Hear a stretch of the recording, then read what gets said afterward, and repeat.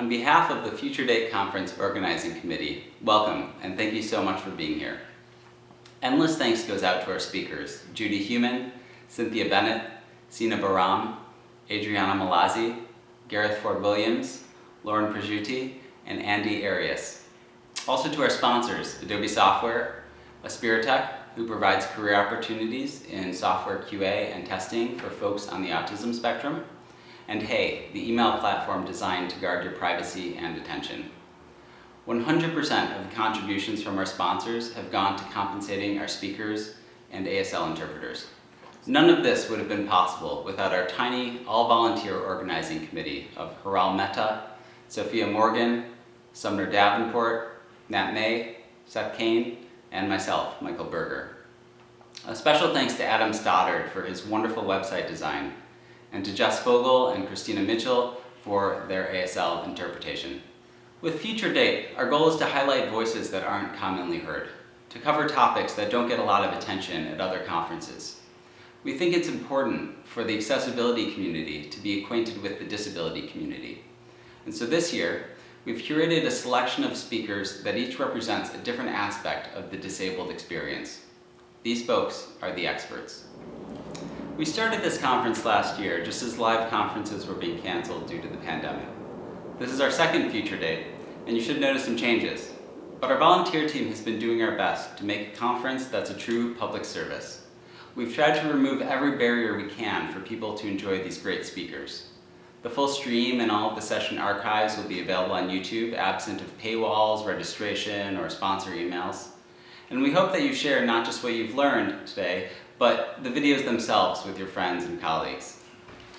Looking to the future, we believe there should be a place for this sort of thing without depending on company sponsorships. So we're taking steps to create a Future Date nonprofit to keep this effort going, with the goal of shifting to a 100% community-supported organization. We're looking for people who are interested in volunteering time or contributing financially to support our future programming.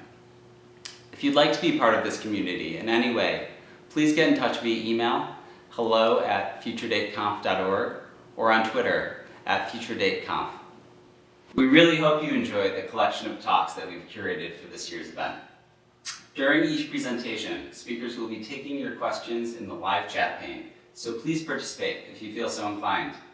If you're into social media, tag @FutureDateConf on Twitter with your favorite quotes and learnings of the day. To start things off, here's a fireside chat with Judy Heumann and Adriana Mallozzi, where they'll discuss Judy's lifelong work as a leader of the disability rights movement.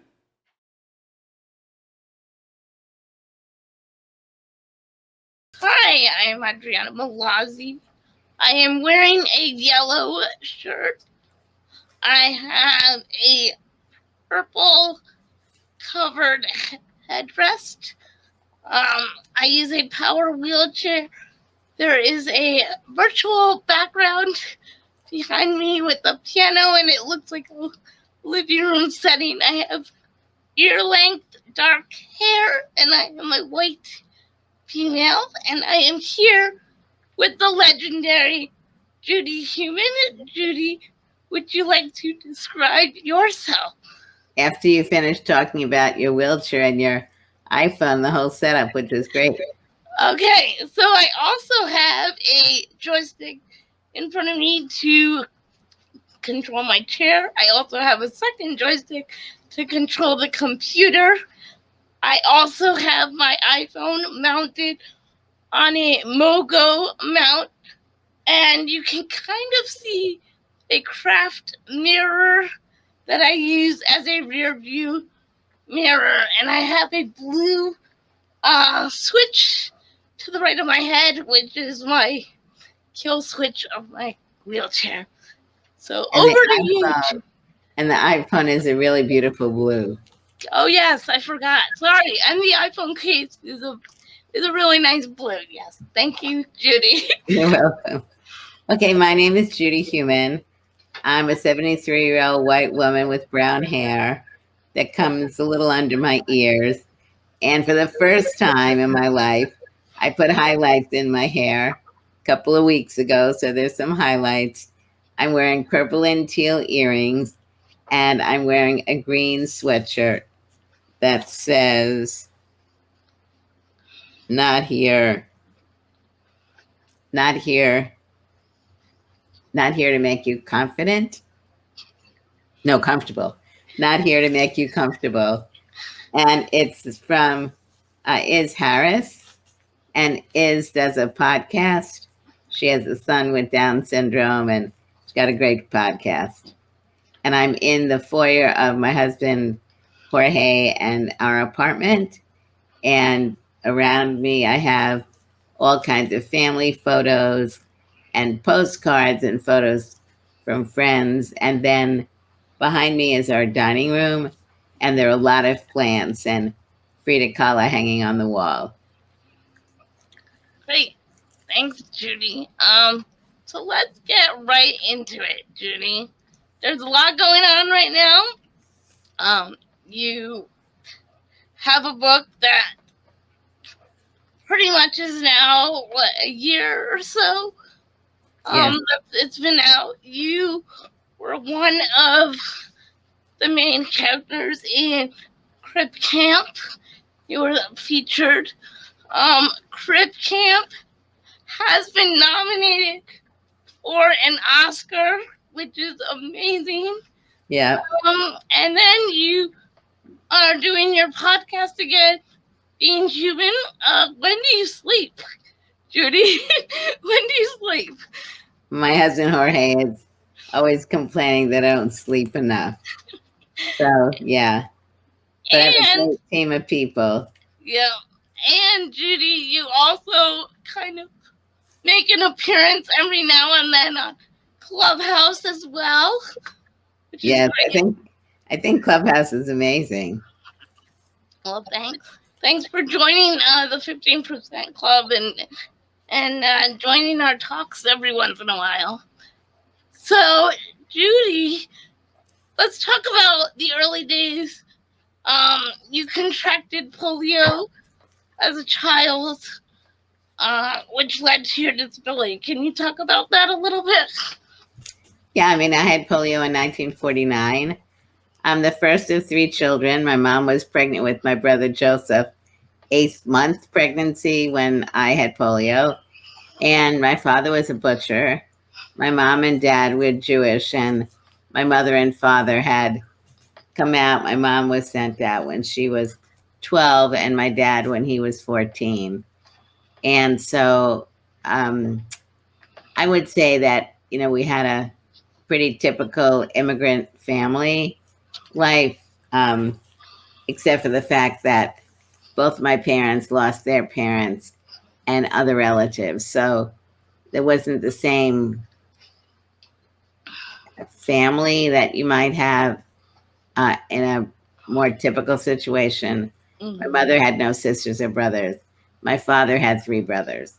And we lived in Brooklyn, so we were really closest with my father's side of the family. And we lived in a very modest middle-income family neighborhood in Brooklyn, New York. Great. And so, you were about 8 years old when the polio vaccine came out, the first vaccine came out. Do you remember that time? And if you do you feel like it's the same now with the COVID vaccine coming out? I don't vividly remember, but of course I have seen stories about it. I mean, I think we're in a different time now, and from what I can tell, there are bigger issues going on right now with certain groups of people not wanting to get the vaccine. I don't think that's what was going on in the 40s and 50s with polio or other related viruses that people were contracting with vaccines that had come out. So I think it's different, and I think it's rather unfortunate because I know that sometimes, very infrequently, someone will, take some form of medicine that will have an adverse effect on them. But I think the bottom line is the degree of restrictions that we're having to deal with, in my view, because we're not properly taking care of ourselves or being concerned of others, is something I think that we all need to be concerned about. Yeah. Being respectful of people's views. But, I've said that if I really had the guts, I would like to walk around without any clothes and a mask, because it is against the law in many places to walk around naked. And I know that many people would say you shouldn't do that. But to me, that's kind of the contrast. Yeah. Right? It's like, I think we have freedom and freedom of responsibility for ourselves and others also. Yeah, I agree. So, you played a major role in making the landmark legislation possible, such as 504 and the ADA. This is the anniversary of the sit-in right now as we are speaking. What day would today have been? I think it started on April 5th. So today is the 17th. 17th, so it would have been 12 days. So the 12 days. So today would have been the 12th day, back in 1977. And, you had the Black Panthers and people from the LGBTQ communities supporting this movement, supporting the sit-in. And, often there's this misleading notion of needing help from people with power and privilege to quote unquote save oppressed groups. But here was an example of other civil rights groups, civil rights movements. And they came together to show strength and support and achieve the goals because of that relationship. So, and not to mention the bad rap of the Black Panthers suffered from.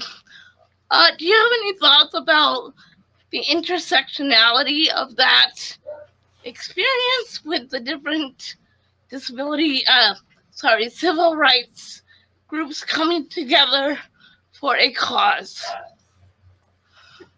In the Bay Area, first of all, one of the organizers of the demonstrations was a gentleman named Brad Lomax. And Brad was a founder of the Black Panthers in Oakland, California. And he had MS.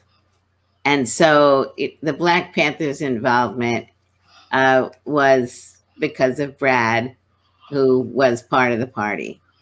And they played a very important role, as you can see in the film, in helping to ensure that people were fed, which was a very basic need if people were staying in the building for an undetermined amount of time. There were many other organizations that provided various other forms of support, and veterans groups, interfaith groups, many different types. And there were rallies that went on every day of some sort outside of the building that, included people from labor unions, women's organizations, other nonprofit organizations. In the Bay Area at that time, the movement was growing, and we really made a point of working with other organizations on a regular basis. Kitty Cohn, who was one of the main organizers for the demonstration and worked at the Center for Independent Living at that point and worked in the advocacy unit. She was really a driving force, always in ensuring that CIL was there to work with other groups as well as so other groups could ask us for support and we could ask them for support on different issues. I think, when you think about the LGBTQ community as an example, as we all talk about, there are people with disabilities from the LGBTQ community. So some of the people in the building were people from the LGBTQ community and knew other people from the LGBTQ community, on and on. So I think all of this was very important. And the movement itself really, from the 50s and 60s, was also very much being inspired by the civil rights movement and the women's movement and the anti-war movement. So there was always, as we were organizing for the 504 demonstrations, and really in any of the work we were doing, the belief that it was important for us to be able to have as broad a circle as possible, and that we wanted people to feel that their engagement would help make significant change. In this case, getting the 504 regulations signed as they were. Right. Right. Yeah. And so what do you think is the biggest challenge facing the disability rights movement today? And what advice would you give activists or organizers? I don't have like one biggest, because I think there are many, many, many challenges. But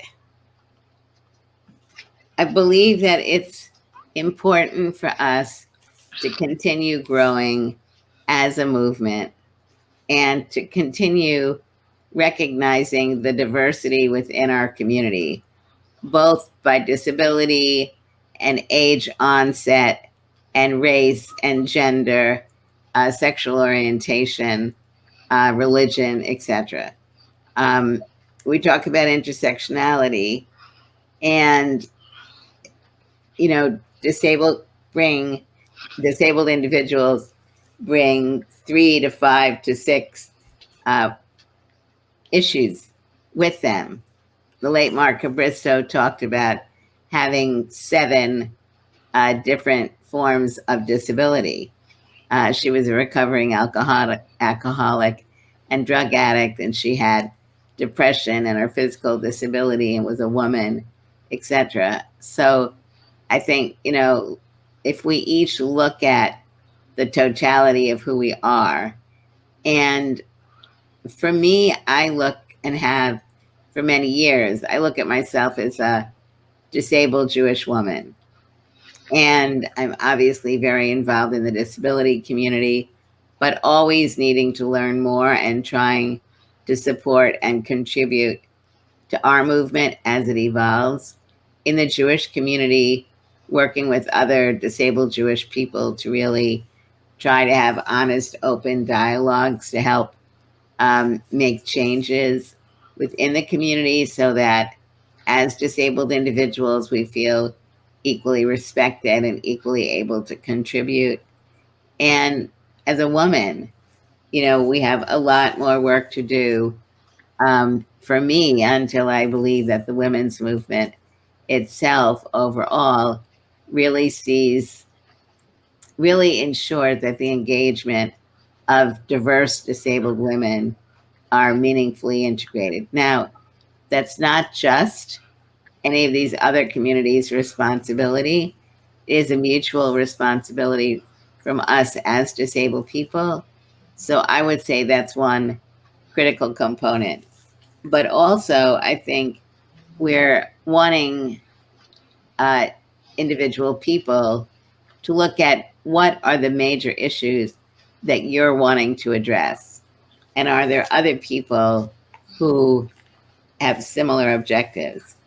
And are you working with them? Are you working with organizations that are addressing it? So if we're looking at issues around employment, as an example, how do you tell your story? I think storytelling is so important. How do you tell your story of what are the major issues you've been addressing in the area of employment? Are there groups that you're working with, both to help support you and for you to be able to be engaged?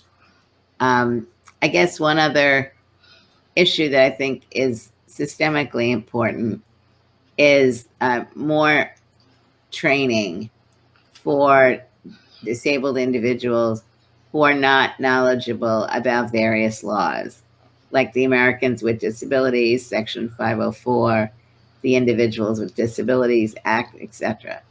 I think we need some really significant training so that disabled people understand our rights under these laws, and then we can utilize that knowledge also when applying it to areas of discrimination that we feel we're experiencing working with other people. Yeah. Thank you.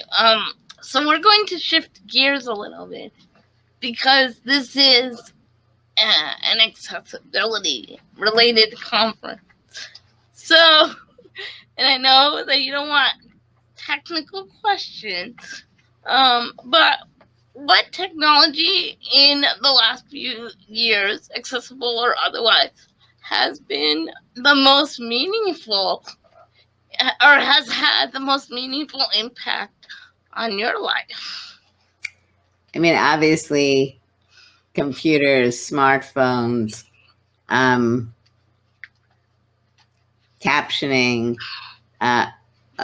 the ability to use your voice to activate various things, Siri, and I think all of that is so very important. When we think about COVID, without having the advancement in technology that we have, it is kind of frightening. Mm-hmm. The ability that we've had to, Clubhouse as an example, Clubhouse wouldn't exist if this was something that happened in the 1980s or early 1990s. So, but another area I think that's there are multiple issues. Obviously, there are the advancements that have been made, but I think it's also the fact that accessibility is still not being built into websites, for example, as a rule, and with some of the court decisions going on right now regarding which websites would have to be accessible. These are things which I think clearly hold disabled people back, that we're not looking at things like accessibility, which exists, being required to be utilized all the time. So I would say it's a combination of the vastness and importance of the technology that's been developed and being able to use it effectively. I think other areas, obviously, that people are concerned about is technology around AI and how AI is being utilized and its adverse effect that it's having, not just on disabled people, but other people in things like applying for jobs, algorithms that are being developed that are cutting people out. I mean, these areas are things that I am somewhat repeating what I know from other people. I think this really speaks to the fact that we need more disabled individuals who are very, very knowledgeable about technology, are involved in the design of technology, but also are involved in helping to do oversight to make sure that the technologies that are being advanced, where they are of value, are in fact benefiting disabled people. And I think we also know that most disabled people may know that they have a disability, may not even know that they have a disability, have an invisible disability. And the future, organizations like the American Association of People with Disabilities, with Maria Town as the executive director, they're doing some really phenomenal work. Mhm. And I really credit in many ways the younger generation that really, technology is something that's in your blood.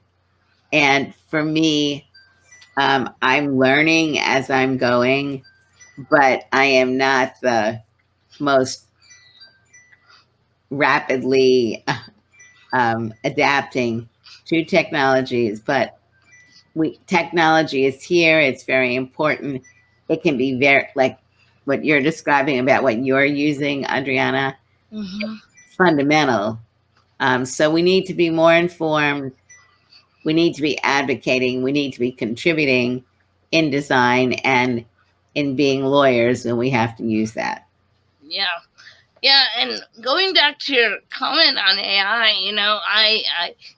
I echo that, and I'm developing technology myself, and we are incorporating AI and machine learning, but we're doing that to make our device easier to use, to make the device customized for the user, so it adapts to the user.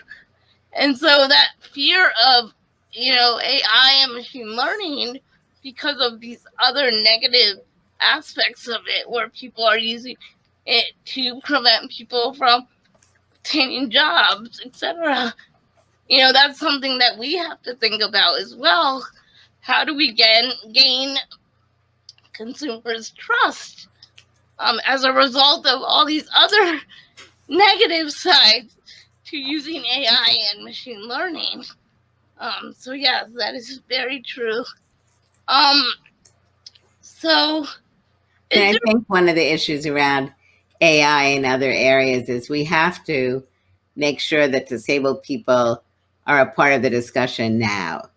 So frequently, we are getting engaged after the fact.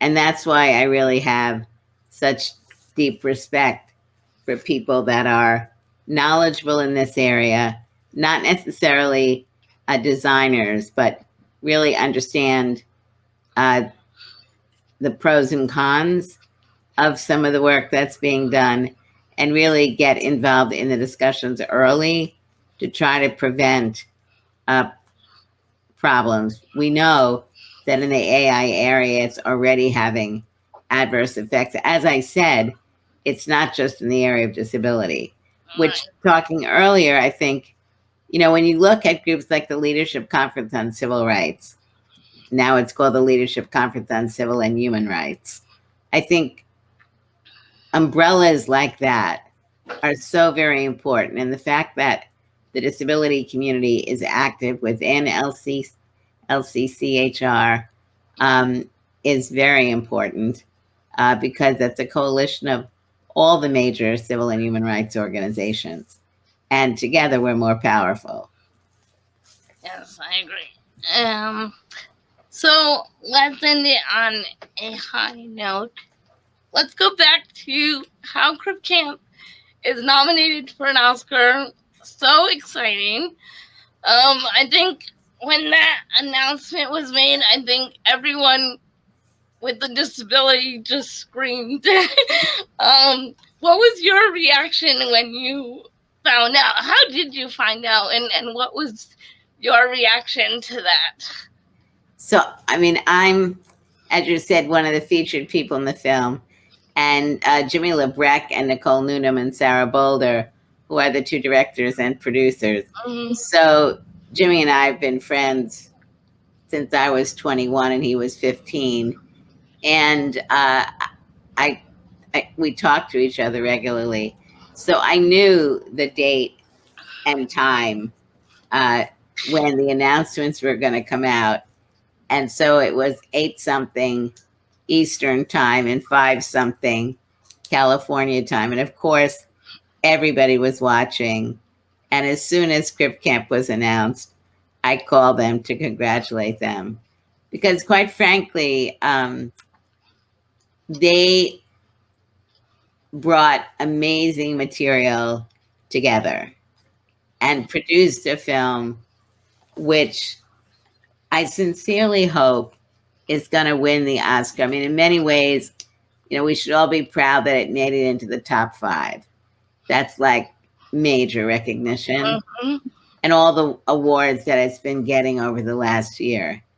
I would love it to win because I think it would make a strong statement about the disability rights community, the importance of it. And, one of the most common comments that people who see the film say is, why didn't we know this story? And so that's such a uniform statement that this film winning, I think, would allow people to know that now they do know, and they know a little, because this film was never intended to allow people to learn everything that's going on. It is a slice, and an important slice, but it's a pretty big pie, and we have a lot further to go in really putting that pie together, both here in the U.S. and around the world. Yeah, I agree. Well, thank you, Judy.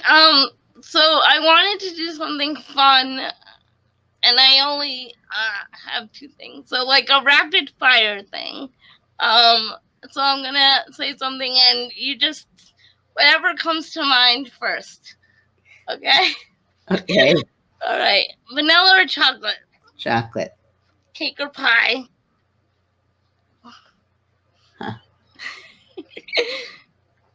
Huh. It depends. What does it depend on? What it is. Oh, okay. What is your favorite cake and what is your favorite pie? I love pie. I like chocolate cream pie. I like good apple pie, blueberry pie, and lemon meringue. Yeah. And for cake, my mother's nut cake, a great chocolate cake. Yeah. How about East Coast, West Coast? East Coast. Yes. New York, DC. New York. All right. Thank you so much, Judy. I really appreciate you taking the time to do this. And yeah, thank you so much. I love the West Coast. And I love living here in DC. But these were like, yeah, definitely New York. And actually Brooklyn. Yeah, I miss. So I grew up not too far from New York, actually. I grew up in Connecticut. So, all of my doctors were at NYU, and my sister actually went to NYU, and she went to college. So yes, and Brooklyn and the Bronx have the best food, Italian food. Oh yes, oh my God. So yeah, I miss. I live in Boston now, so Boston's pretty nice. Yeah, yeah. But I miss it. I know what you mean. I know exactly what you mean. Yeah. So, well, thank you, everybody, and thank you very much, Adriana. Yeah, thank you, and have a great rest of your week.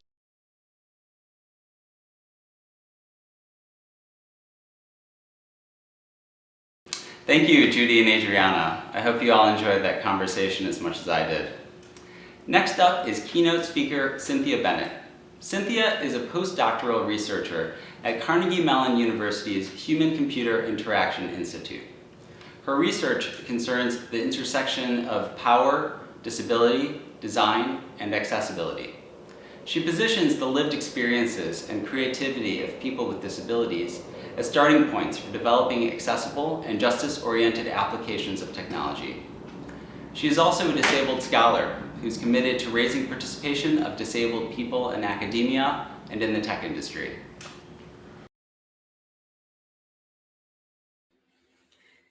I'm Cynthia Bennett, and I'll be sharing a talk today called Access Is as part of the 2021 A Future Date Conference.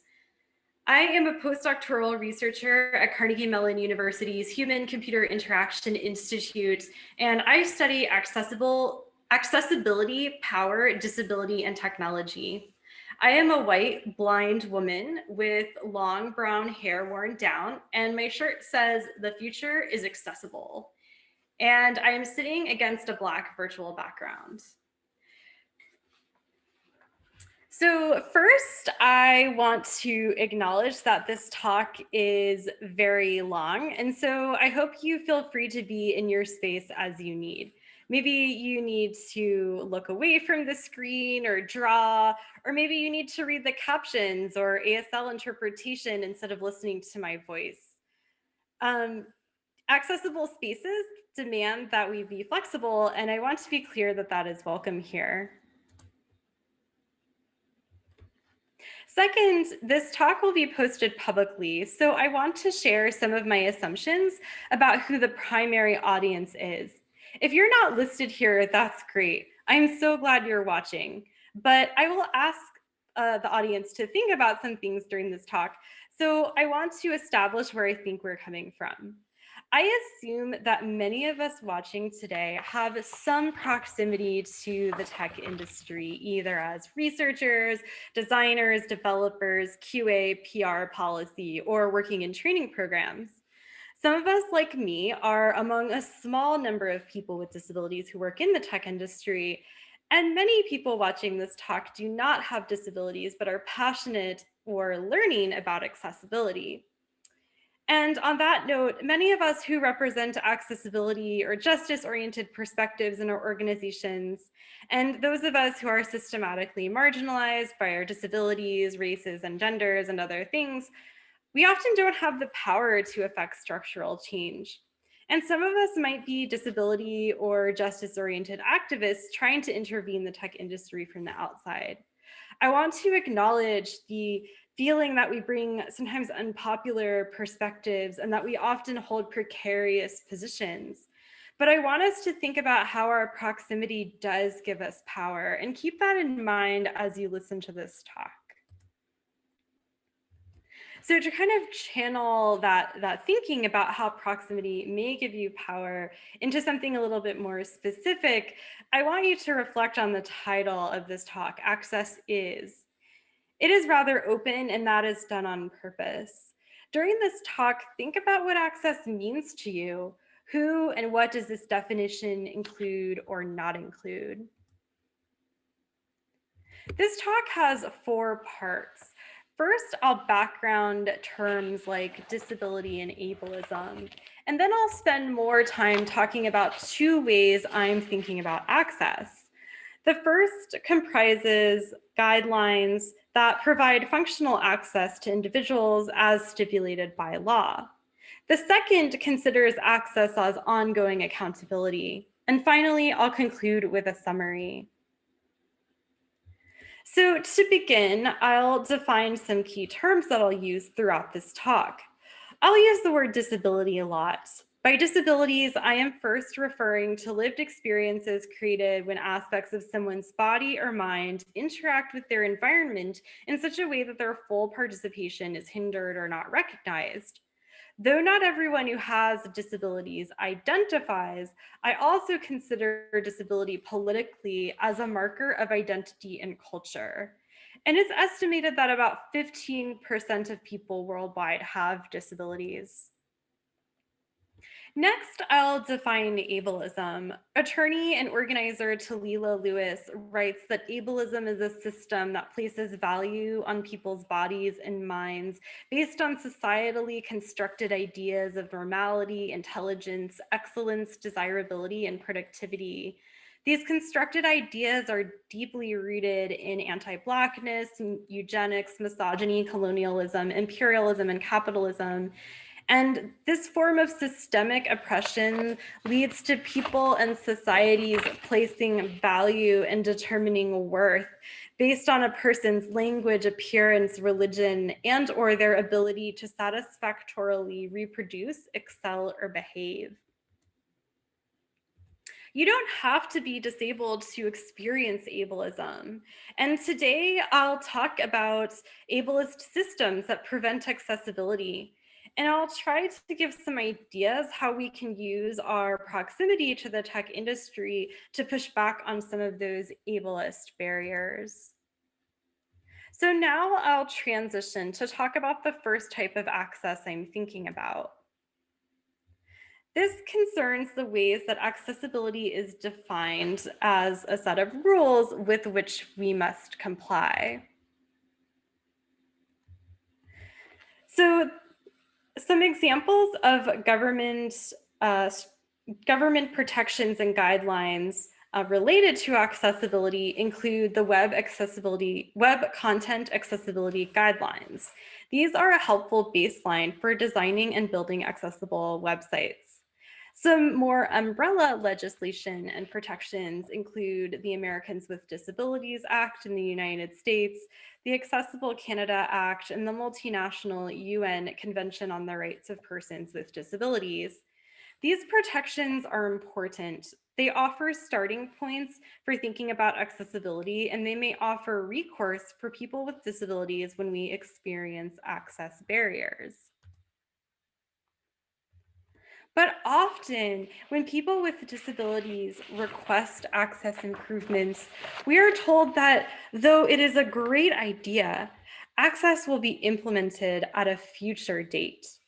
This is an example of how access is often ableist, even though it is, or access denials are often ableist, as they are often stipulated by law, but access is still frequently denied people with disabilities.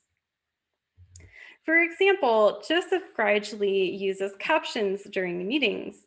He received many declines for his requests for captions by event organizers over the past year as he attempted to attend several virtual events during the pandemic. He published these access denials in his inventory of apologies to show their cumulative impact.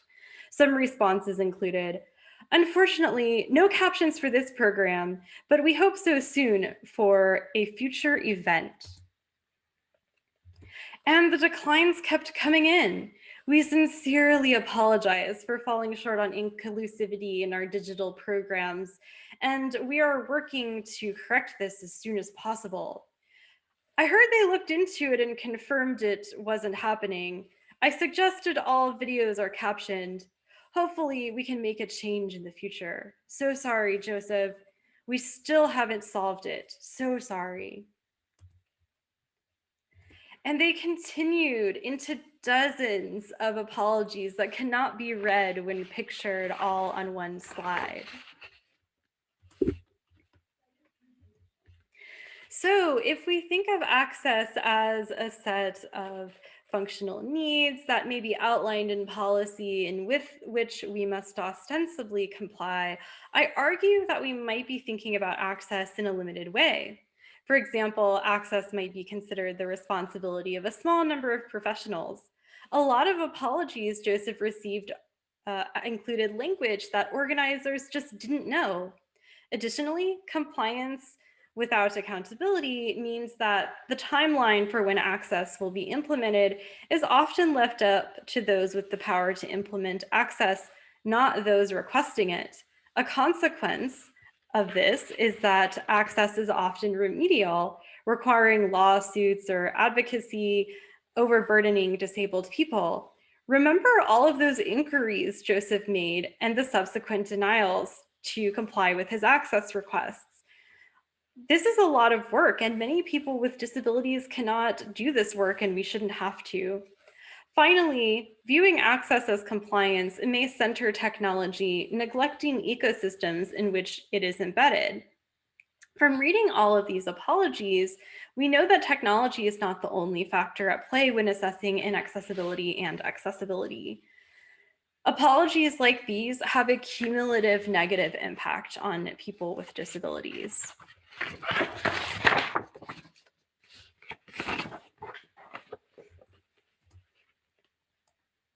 So now I'll transition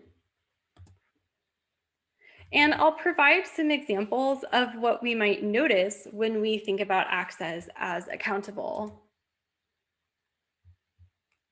So thinking about access as is an ongoing exercise for me. And right now I'm using the word accountable to differentiate access from functional and compliant. But these aren't the only ways to think about access, and my ways of thinking will surely stretch and grow.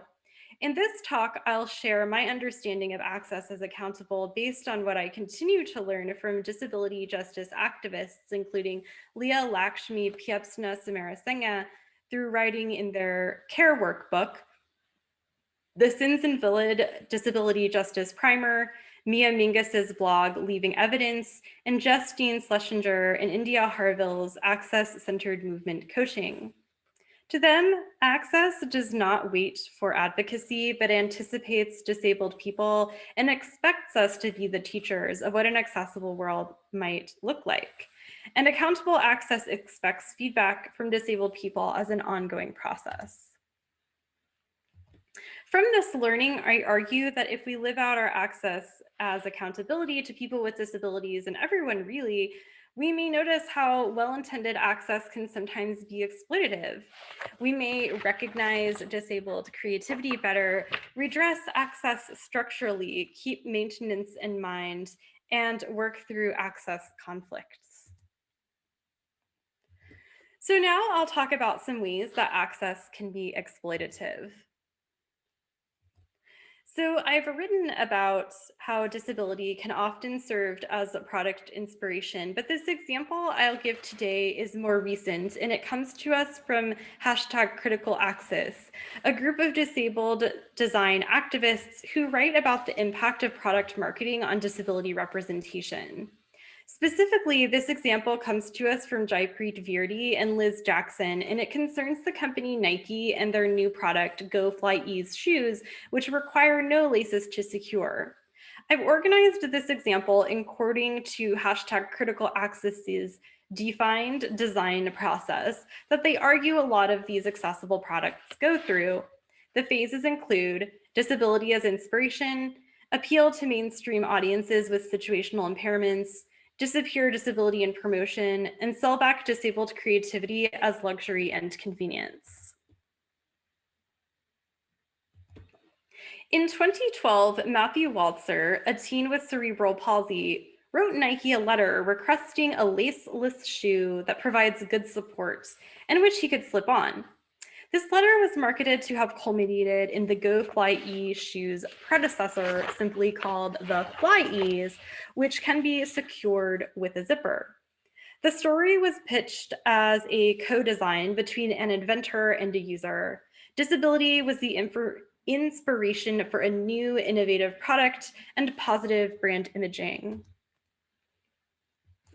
Next, as the marketing grew for recently announced Go Fly Ease shoes that require no laces or zippers, disability was minimized. In this photo, a person carrying a large plant.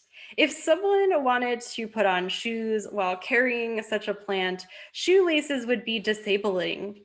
Thus, Go Fly Ease could be marketed as a solution that everyone might possibly need at some point when situations make them unable to do certain things like tie their shoes. I'm not arguing that situational disabilities don't matter. I'm arguing that they are not a palatable replacement for featuring the needs of and contributions by systematically marginalized, not sometimes marginalized, disabled people like Matthew Waltzer. People like Matthew quickly became lost in the marketing to appeal to a larger audience. So next, disabled people disappeared altogether. This marketing gif of an ambulatory person nimbly walking into their Go Fly Ease shoes is an ability performance, one that blatantly contradicts the ranges of motion available to consumers like Matthew, who argued the shoe's initial import. And finally, Go Fly Ease are sold back to consumers like Matthew as a luxury and convenience. This Twitter user wrote, "Unfortunately, since disability and poverty are still highly correlated, this accessible solution may be out of reach for many at its price point, which we think is $120. By understanding access as compliant, this story reads as amazing. Laws have not yet been widely levied to demand accessible clothing options, so this case reads as a beyond compliance inclusive design process. By understanding access is accountable, however, we can recognize the ableism disguised as good intention. Nike took advantage of disabled people like Matthew to tell a nice story and innovate a profitable shoe. But Nike does not seem to be accountable to its disabled collaborators who played a role in its development. Disabled people have been eliminated from marketing, and the upcoming limited release and expensive price point might mean that people who need them the most might not be able to access these shoes. But thinking about access as accountable also invites us to recognize disabled creativity. So disabled people regularly adapt our worlds, and disability studies scholars Amy Hamre and Kelly Fritsch have named this cryptechnoscience, activities like experimenting, modifying, inventing, and dismantling inaccessible infrastructures. And as I will argue through this example, recognizing cryptechnoscience may be a starting point toward inserting accountability into inclusive design processes. An example of cryptechnoscience comes from Sandy Yee, the purveyor of crypt couture. Here, Sonora Taylor models some of Yee's prosthetics. They meet a functional access need, but they're also lined with soft, embroidered material. This fabric makes the connection between body and prosthetic pleasurable and personal, as the specific embroidered bumps and textures were chosen so that they fit the curves and folds of Taylor's body specifically. So to connect cryptechnoscience to design, I'll overview a project I did called Biographical Prototypes, Reimagining Recognition and Disability in Design. Biographical prototypes are material manifestations of stories of making something work, and they foreground people with disabilities as the fashioners of their own stories in design contexts. To explore what biographical prototypes might look like, I conducted interviews with disabled people about the ways that they had adapted their worlds. From these interviews, I made examples. Each example comprised of a key object from a story and a story card. I shared these biographical prototype examples at workshops where even more disabled people gathered. And from these examples, they then constructed and shared out their own biographical prototypes. These conversations and biographical prototypes then helped us to construct helped us to kind of spark conversations about disability and design more broadly. So participants celebrated each other's biographical prototypes, and here are an example of two that we had. So Denise makes custom grips for her paintbrushes to steady her hands in case she tremors while she paints. And she makes these custom grips out of a variety of materials, from flexible foam to more durable clay. And Shay has difficulty sleeping, so they have developed a personal regimen to help them wind down each night. Biographical prototypes were sometimes physical and served a very specific purpose, like Denise's custom grips. And sometimes they were more emotional labor and acts of self-care, like Shay's schedule. In conversations, we learned a few lessons. We learned of a societal perception that participants felt that they just simply didn't have such stories. Tolly summarized, "Who is credited with design depends on who is given the most agency. When people see that you're disabled, they won't think of that person as possibly coming up with that design for themselves." So participants were very aware of ableism in design that presumed that they were enacted upon in design context and not possibly already the designer in their own lives. Additionally, we learned about attention. With celebration of stories came frustration. Participants also wanted structural ableism recognized. Carrie shared, I don't really want to be the designer. I want someone else to do the designing and I want to benefit from it. I think the Pollyanna part of it is, oh, well, we're all designers.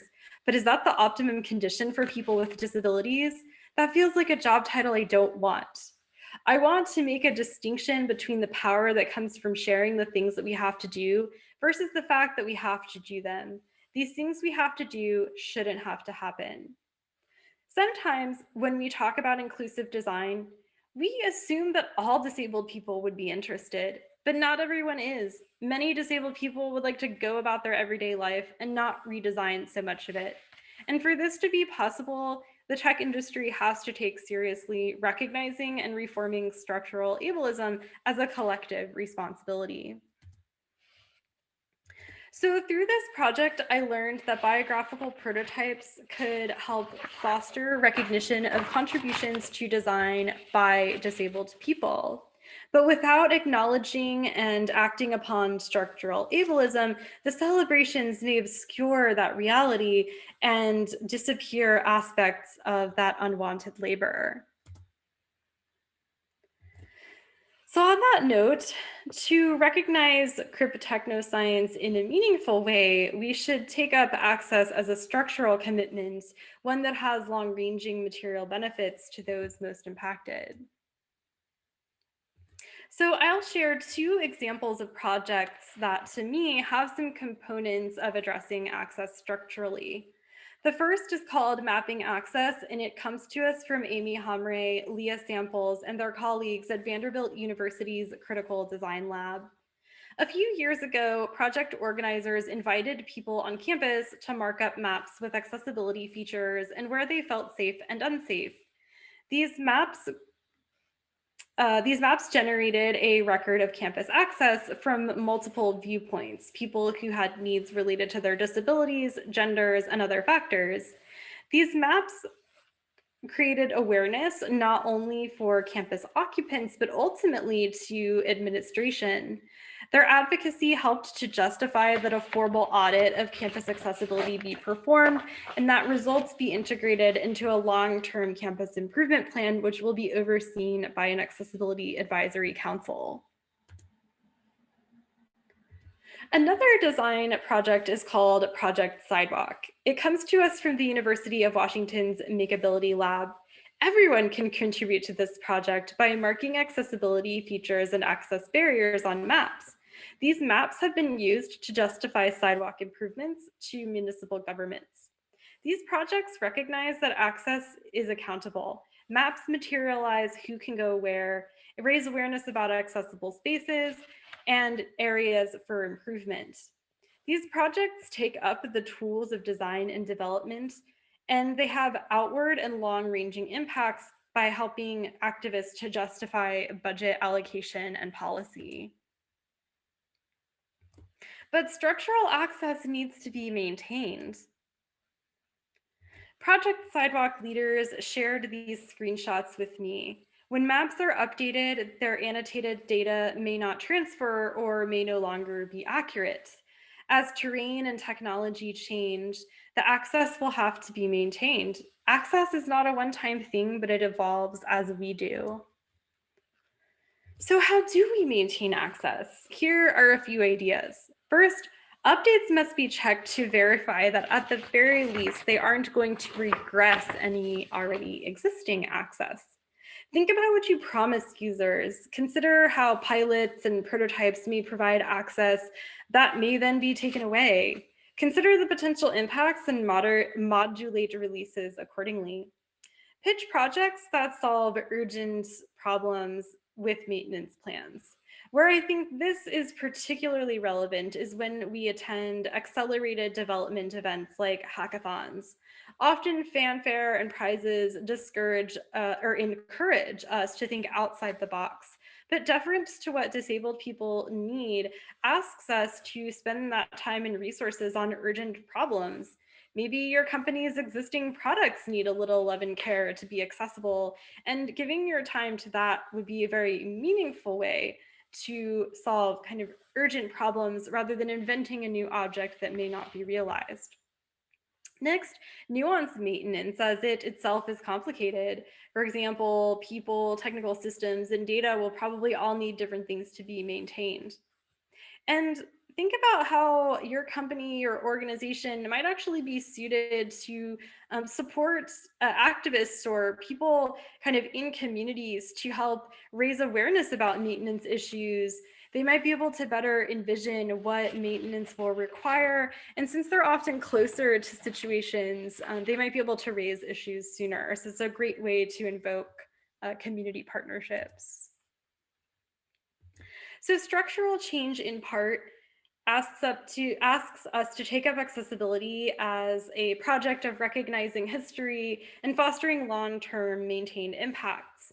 Using the example of participatory mapping that I just went over, in the immediate term, the maps provided accessible routes for disabled people who needed them.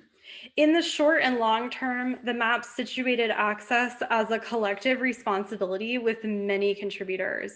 In the long term, these maps were being used to justify access improvements. Additionally, these projects fostered cross-solidarity justice by examining disability and gender access and reflecting on things like what does it mean to document access on colonized land. So if we recognize disabled creativity and think of access as a structural commitment, we're bound to encounter some conflicts. Understanding access as accountable invites us to anticipate and work through these conflicts, as accountability requests that we take responsibility. So I'll give 2 examples of how I've been thinking about access as conflict in my own work. And the first concerns image descriptions of appearance, and the second concerns an access conflict that my colleague and I had. So the first example concerns image descriptions of appearance. Image descriptions, or alt text, provide access to photos for blind people who cannot see them.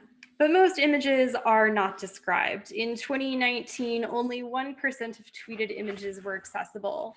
So as a result, researchers and companies are exploring how to leverage AI to produce image descriptions at scale in order to increase photo accessibility. But AI is known to be biased. Race and gender are often classified narrowly, leaving out non-binary people, for example. Disability is often not classified, but results in bias when it is. For example, hiring tools and test proctoring software use facial recognition to judge whether someone is behaving appropriately, and often appropriate behaviors are based on ableist systems of how non-disabled people are assumed to be interacting. These examples demonstrate that when AI goes wrong, it often disadvantages people who are already disadvantaged by systems like racism, transphobia, and ableism. And so we have a conflict here. AI could rapidly increase the amount of image descriptions for blind users, but it could also foster bias and harm. And this is actually an urgent concern because some AI image descriptions already contain appearance information. Here's a photo of me posing next to an apple orchard's welcome sign, and Microsoft's Seeing AI app generated an AI description that said a 23-year-old woman with brown hair looking happy. My age was guessed wrong and my gender was guessed correct. I want to be clear that tools like Seeing AI have utility. As a blind person myself, I use Seeing AI to do things like read my mail and recognize currency. What I'm posing with this example is that accessibility is not neutral. Accessibility solutions may conflict with concerns to minimize the spread of biased or incorrect information, or to minimize the harm that technology may do, particularly when those at most risk of harm are already minoritized.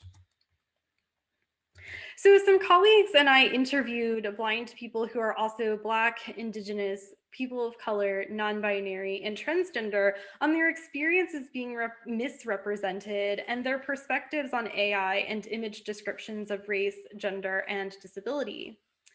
We recruited people at the nexus of those who may benefit from AI-generated image descriptions, but those who are among those at most risk of being misclassified or harmed. I'll overview just a few of the things we learned. Participants had a variety of perspectives. Image descriptions are so scant that some, like Parker, a white trans man, said, "I am in favor of something rather than nothing, even if some of these descriptions are wrong." Others had significant concerns about the ways that image descriptions might impact them. Tracy, a white trans feminine person, speculated, "It's just one more microaggression that I would have to put up with from technology that's supposed to help. I would hate it if every time I upload a photo, I'd have to change it so it didn't say age, misgender."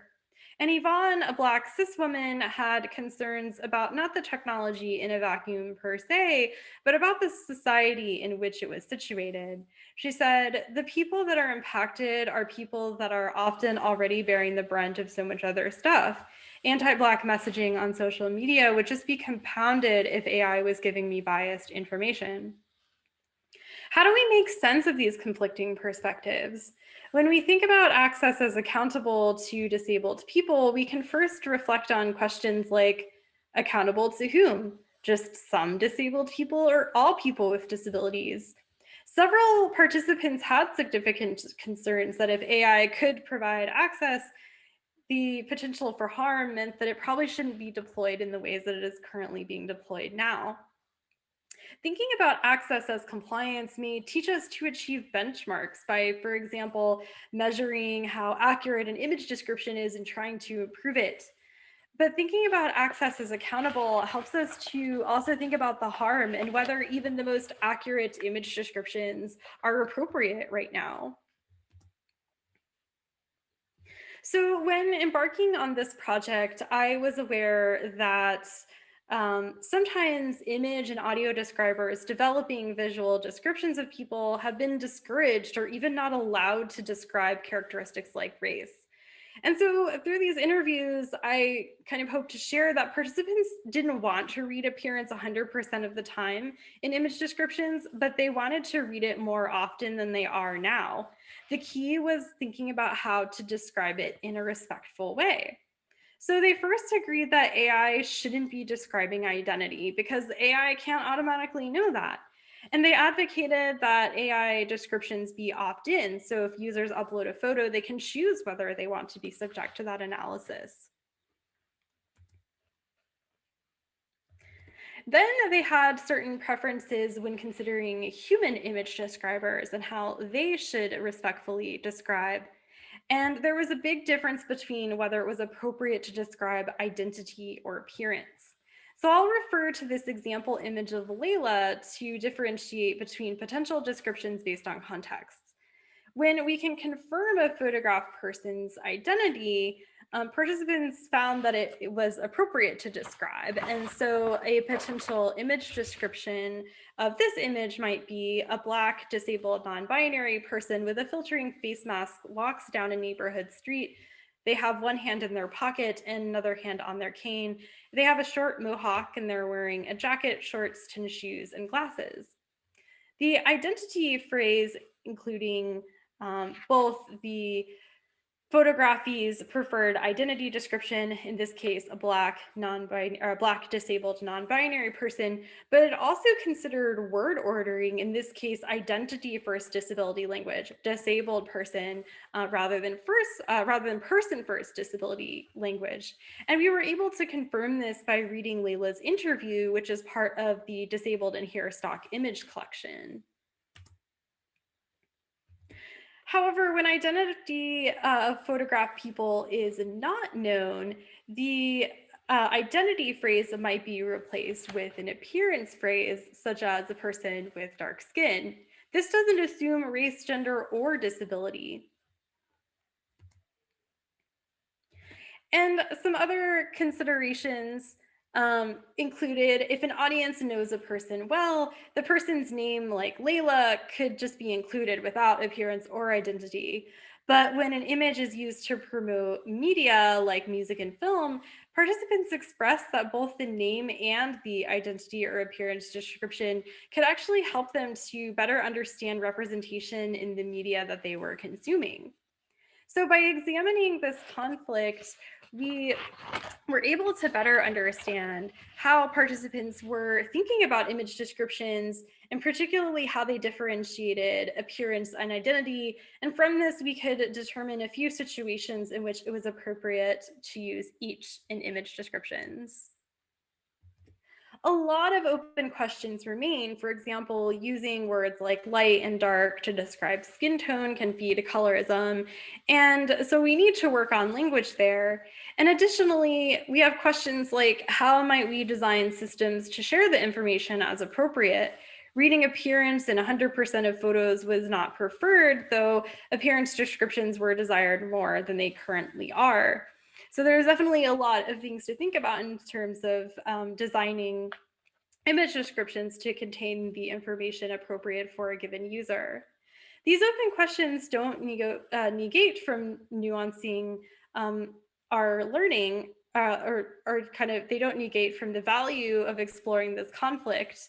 By interviewing blind people who are also Black, Indigenous, people of color, non-binary, and transgender, who may both benefit from but be harmed by image descriptions generated through AI, along with disability justice teachers, I would argue that this was actually essential to help us think about how to design technology that actually works for and is respectful for everyone. From our participants, we learned that currently AI solutions are poised to benefit white and cisgender disabled people who already structurally have the most access. So the second example of access as conflict is the story of my colleague Megan and I. I am blind and I use a cane to walk safely. And with my cane, I do things like find and avoid obstacles, go up and down stairs, and identify myself as a blind person to passersby. Megan has a syncope disorder, and so she uses her cane to help her help her with stability, and as well as to reduce fatigue. So when approaching buses together, drivers often lower the bus for us. They see our canes and assume that lowering the bus would make it easier for us to board. However, in our experience, when buses are lowered, they emit a high-pitched noise, which makes Megan faint. To avoid drivers lowering buses, Megan hides her cane as she boards. This is easy for her to do since she doesn't really use a cane all the time, just sometimes. But I can't navigate unfamiliar spaces without my cane, so I can't hide it. So what do we do when we board buses together? So in this situation, Megan's safety is more important than my autonomy. I also hide my cane. I stand behind Megan, hiding my cane, and we get on the bus together. She guides me. And from living through this conflict, I understand that there are situations when it might not be appropriate for my access needs to be prioritized over someone else's. This story is not an excuse to neglect access. It is a call to recognize conflicts as a part of negotiating access. These situations should be traversed with care. It's not appropriate to question someone when they express that they have a need. It's appropriate to share the needs that have been expressed, the resources that are available, and keep disabled people in the lead as everyone negotiates how to coexist. As I recognized I had more power than Megan, since I would not faint when boarding a bus and she was at risk of doing so, equity will help you negotiate access conflict in ways that don't excuse people with more power from naming a conflict when they really should be just providing greater access. So recognizing conflict as part of access may help us to recognize that access can actually benefit people and it can do harm at the same time. So recognizing conflict can help us to discover what these conflicts might be as related to particular design projects. And it might help us to find solutions that don't just privilege the most, that don't just work for the most privileged disabled people.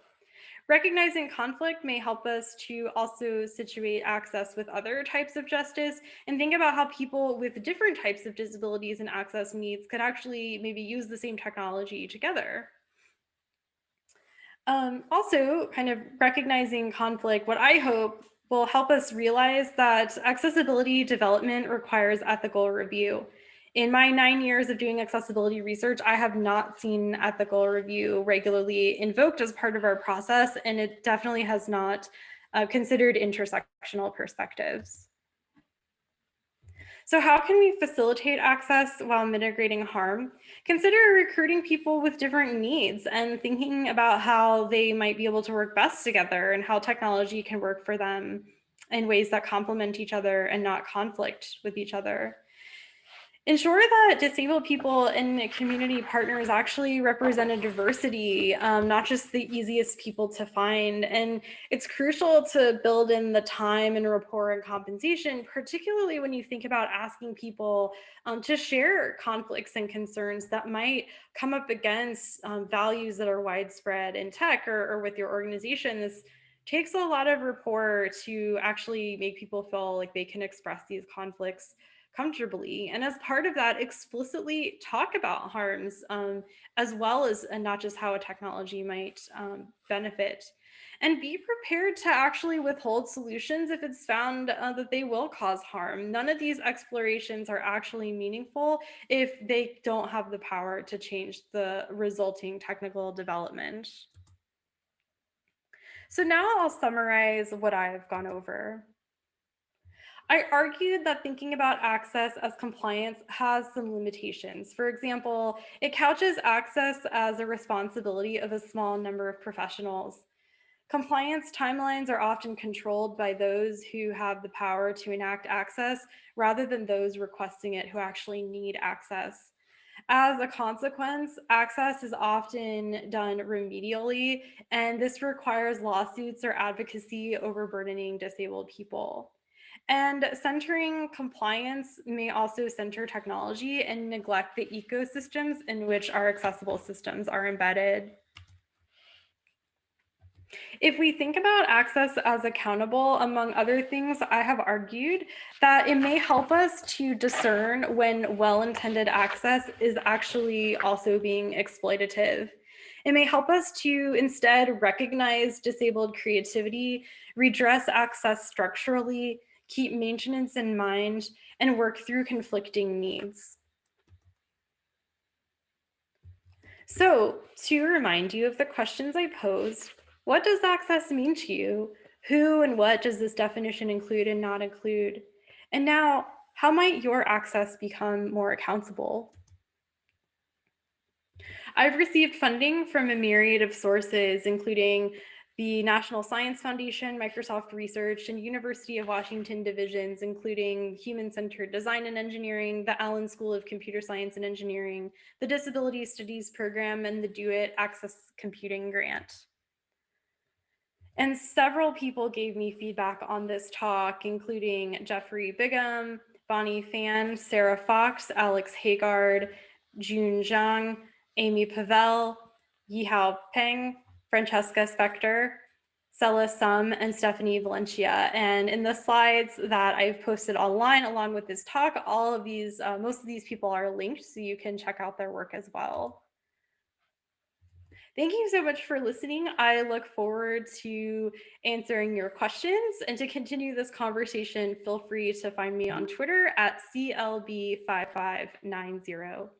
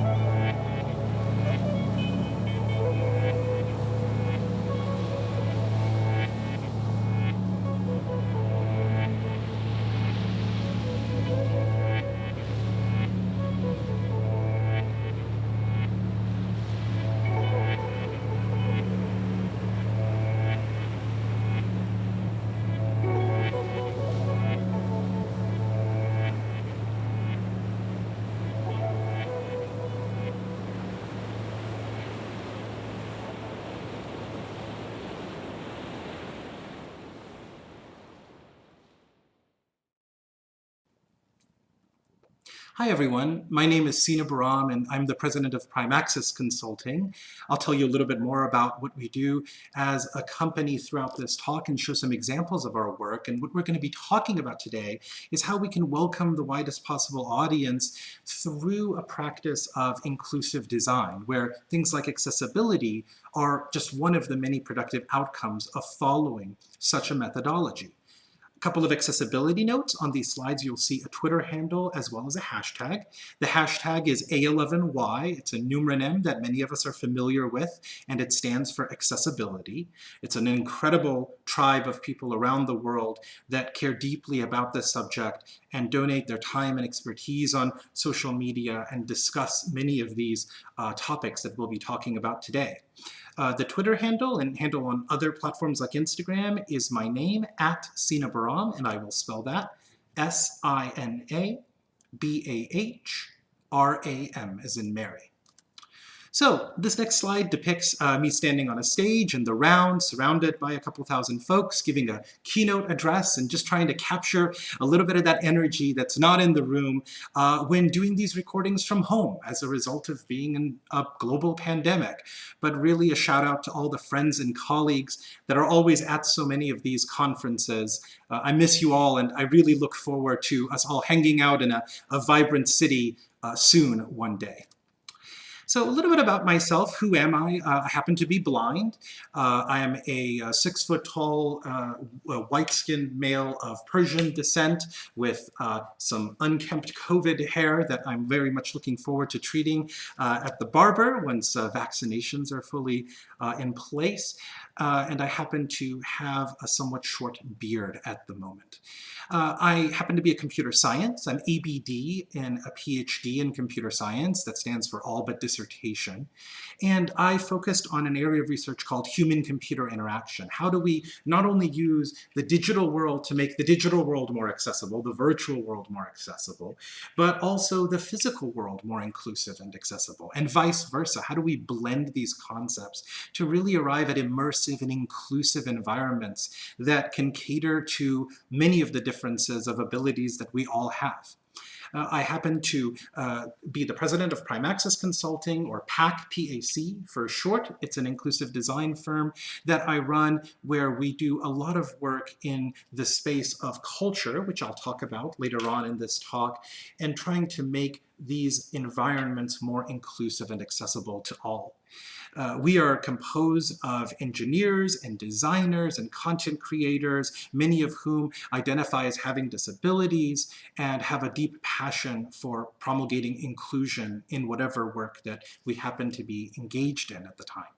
I happen to serve as an invited expert on the ARIA working group for the W3C, and I'm really privileged to be part of such a group of individuals who work so hard to make the web a little bit better each day through the work that we do on the ARIA specification.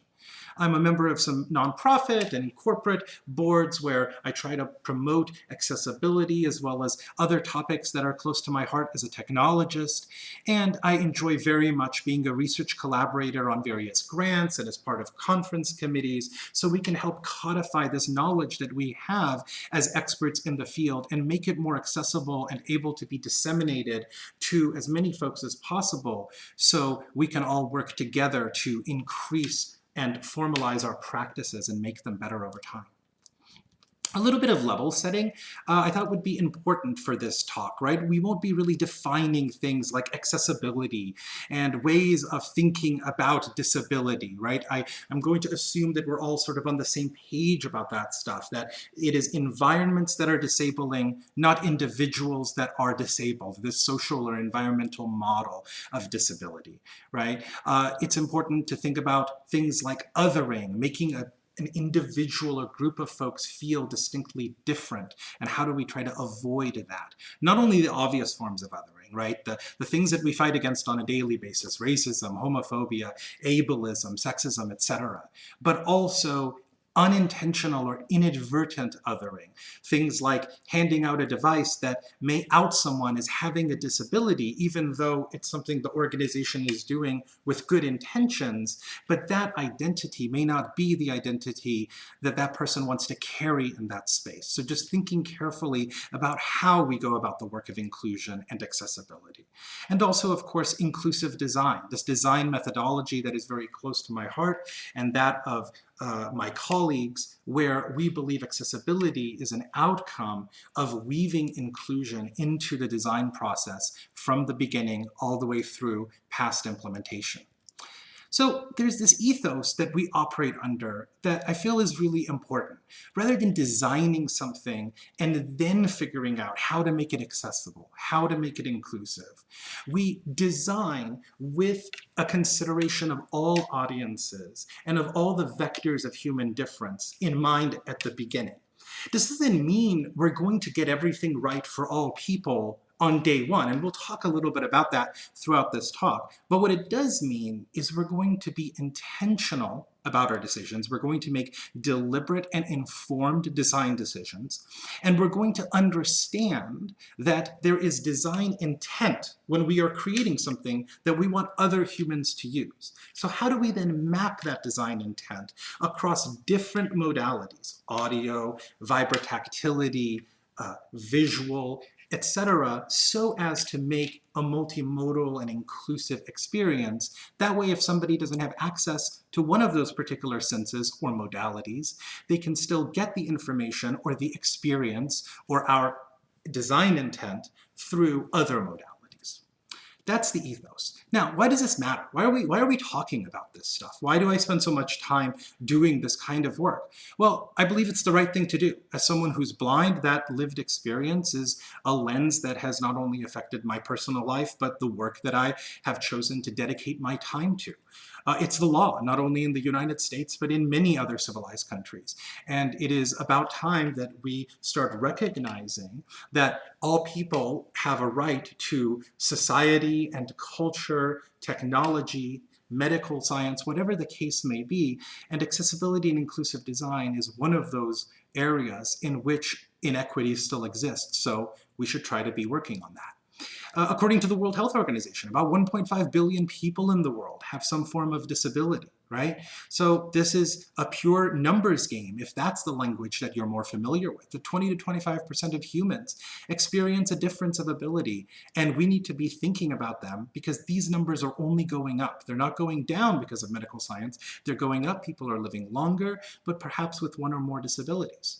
And also, over the age of 35, your chances of experiencing a disability are 1 out of 2. That's 50%. So again, as we get older, these numbers start curving even higher and higher. And it's an incredibly significant segment of our population. When we combine it with the legal considerations, the fact that it's the right thing to do, really the question is, how can we not afford to be thinking about this stuff? How can we not afford how can we afford not to think deeply and do something about accessibility and inclusion? I'd also be remiss if I didn't point out that these numbers are incredibly amplified, especially within the United States and Black and Brown communities, due to systemic inequities in our legal and medical systems. And that's something to absolutely keep in mind, because one of the concepts that comes up in this work is intersectionality, and the fact that we as humans hold multiple identities that intersect and cross over with one another at different points in time. So why GLAM? GLAM is this acronym GLAM, galleries, libraries, archives, and museums. Well, these are the most trusted source of knowledge in our society, right? They're the keepers of the public trust. These are places that preserve and conserve objects and concepts and materials for future generations. So they're a keeper of a sacred trust. And we want to make sure that persons with disabilities and others have equal access to this material, to this knowledge. They're critical to society and culture. And if you cannot participate in society, in culture, through, for example, having access to an exhibition at a museum or access to your local community library, then this is a massive inequity and a matter of social justice that we need to take very seriously. They're learning spaces, right? These are places that democratize access to education. Imagine a school field trip going to the museum, not just going there, for example, maybe on a date night as an adult, but as a group of school children visit a museum of natural history or a science museum or an art museum. And so this is even incredibly more important because it's part of education. And education is the way that we as individuals can be more successful in society. And if we are not making access to this educational experience more equitable, then we have a major problem that needs to be addressed. And unfortunately, given their design, a lot of museums especially, but other members of the GLAM ecosystem, are inherently inaccessible by design.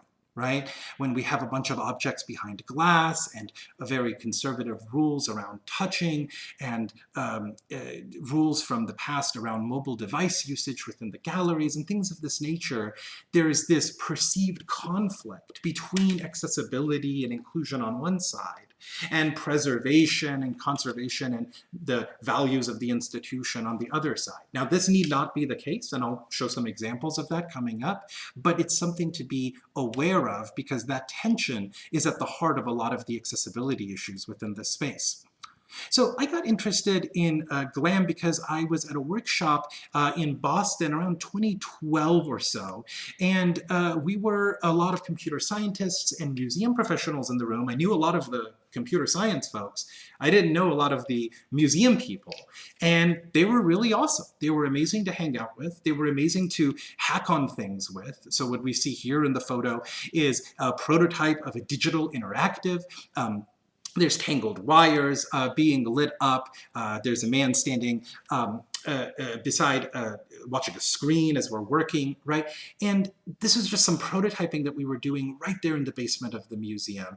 And it really struck a chord with me because it was this wonderful intersection of the technology pieces that I so love with the really huge need for accessibility and inclusive design that I was so passionate about.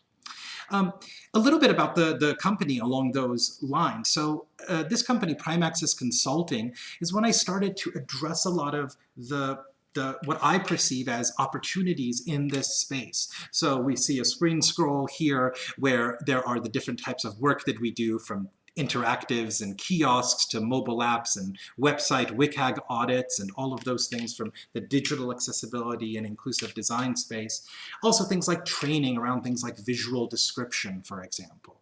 And then a list of clients to just show the breadth of this work. So not only Fortune 500 companies, like for example, working on projects like all of GitHub and trying to make that accessible, or working with NASA on making astrophysical data more inclusive and accessible, but also with like small historic houses or large art museums or other industry and sector-wide initiatives that are trying to solve accessibility and inclusive design problems and trying to close the gap along those different sectors. So we really enjoy doing a lot of work that spans both the academic background, which I come from, as well as the commercial and nonprofit spaces, which I spend so much time in these days. We work across the GLAM ecosystem, right? So, for example, the photo that we see here is me hanging out with a bunch of technologists that produce large format, multi-person, multi-touch tables. These are the kinds of tables you would see in a museum. Some of them could be rather small, maybe the size of a chessboard. Others could be rather large, bigger than a coffee table. And these environments are oftentimes bespoke environments. They're not just running Windows underneath. They're not just running something that we're all familiar with underneath. And so in these bespoke environments, how do we build in accessibility and inclusive design into the libraries, into the hardware, into the content that is written on top of the software layer? These are the kinds of problems that I greatly enjoy working with my team. So I thought we'd take a few minutes and think through the principles of inclusive and universal design. There's the concept of universal design, pioneered by Ronald L. Mace, right, to address inequities, especially around architecture and societal access accessibility issues. Things like curb cuts, for example, come out of that work. And then inclusive design, a little bit more modern term referring to the design methodology, which tries to remove any restrictions or barriers in the design process that we may be intentionally or inadvertently putting in that prevent people from being able to use a product, a place or service. Shout out to Lainey Watson. She had a blog post on 7 principles of inclusive design, which I borrowed a few principles from, blended that together with a post that I wrote a little while back on the 7 principles of universal design as applied to museum. And those will be the principles that we're going to talk through next with some examples. So let's dive right in. The first one is equitable use. Can people with different abilities get an equitable, and note it does not say equivalent, but an equitable experience, right? And we see an image here, which I'll describe momentarily, from the Canadian Museum for Human Rights. Now, it's important to point out that a lot of this work that I'll be talking about was done in partnership with Corey Timpson. Corey Timpson lives up in Ottawa. He is a dear friend and colleague of mine. We have had the absolute pleasure of working with one another for about 10 years now, very intensely over the past 3 to 4 years, on all things inclusive design and accessibility related in the cultural sector, in the theme park space, and other entertainment venues as well. Corey is an incredible ally as far as disability justice goes, and a wonderful designer. He was actually the design director of this museum's built. So when this museum started out, it was a parking lot, and Corey took it from there to one of the more inclusively designed institutions in the world that it happens to be right now. So let's see an example of why I make that claim. And so this photo shows a 360-degree theater. There's a man in a wheelchair and presumably what is his granddaughter sitting together. They're able to do that because adjacency seating exists, right? There's also seats with arms and without, with backs and without. There are little keypads on the benches where you can plug headphones in for audio description delivery in both English and French. It's up in Canada. This museum is located in Winnipeg in Manitoba, so English and French. There is sign language that is not visible, but there is both English and French sign language available, as well as English and French captions available for the media as well. There's edge detection provided by lighting choices in the room, and a whole suite of other considerations to make this environment as inclusive and as accessible as it possibly can be. And we learned a lot of lessons along the way. For example, one quick tip is that French is longer than English. So by leaving a little bit of extra time in the video, not only did we get some spacing and pacing for audio description, so that helped out great there as well, but it also made the dubbing process into French easier as well, right? It's things like that that really highlight this opportunity that inclusion gives you when thinking about it up front and then weaving it across your processes from production to design to implementation, what have you. Let's keep going. So this next example for equitable use is a triptych display. It's 3 touch screens that are side by side.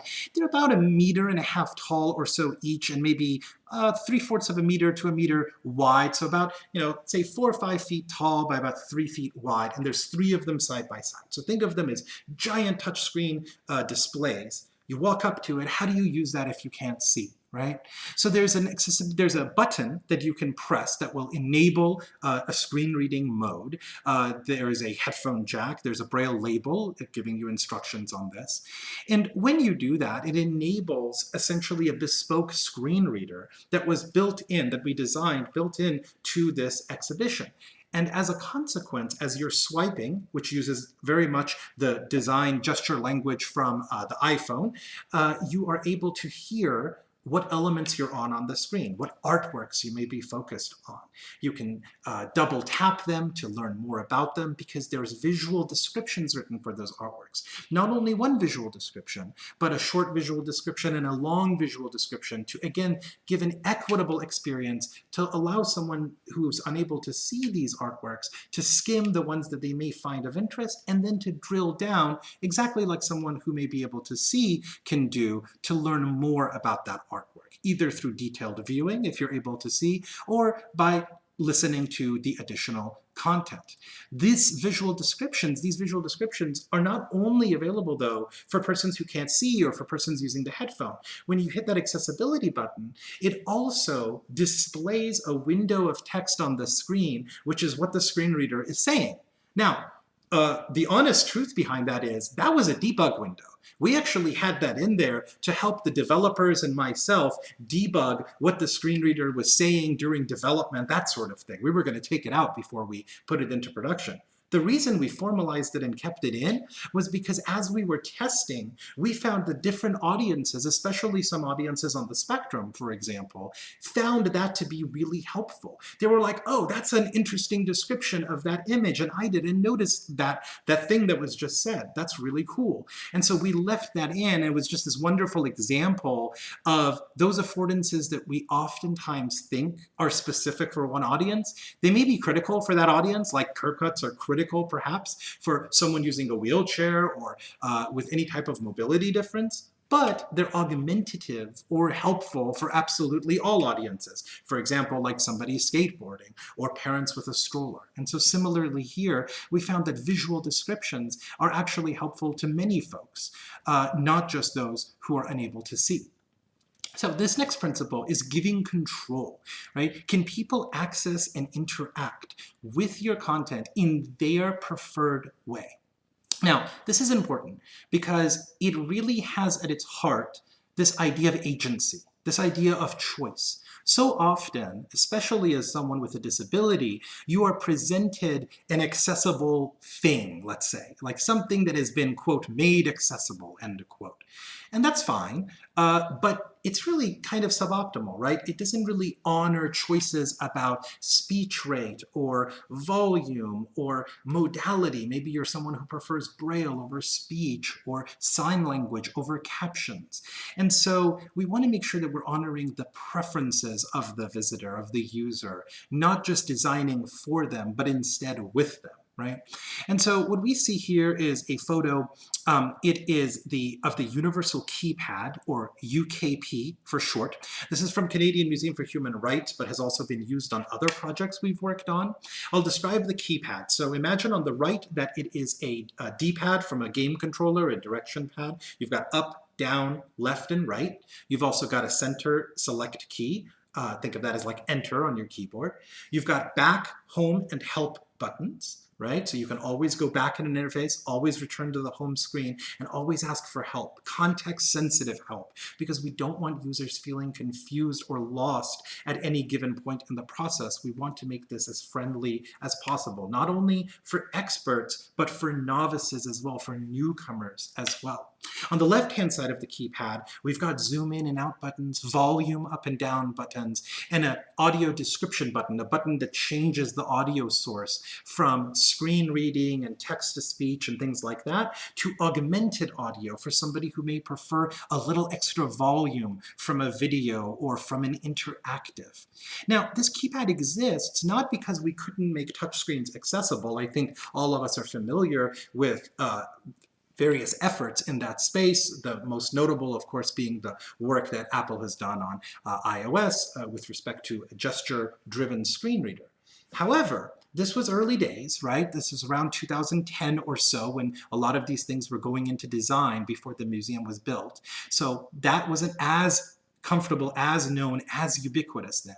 And also, making a touchscreen accessible, it's not sufficient, right? Because imagine someone with a tremor in their hands. Imagine someone who might have difficulty holding their hand in a certain position. This universal keypad is almost always horizontally mounted so that you can rest your wrist and not have to actuate and strain your shoulder so much when interacting with it.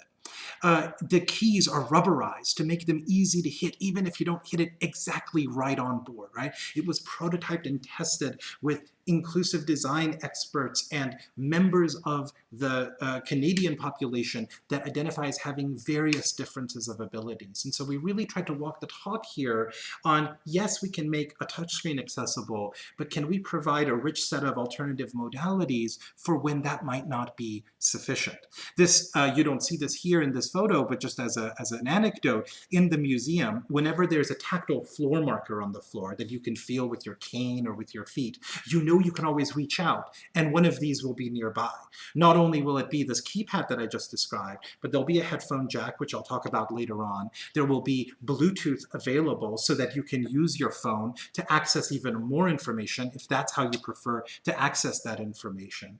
And again, like I mentioned earlier, all video content is fully inclusive and accessible, and every single interactive in the museum has a screen reader built into it, which was an interesting exercise because we've essentially built a consistent screen reading experience across 13 different media producers scattered around the world.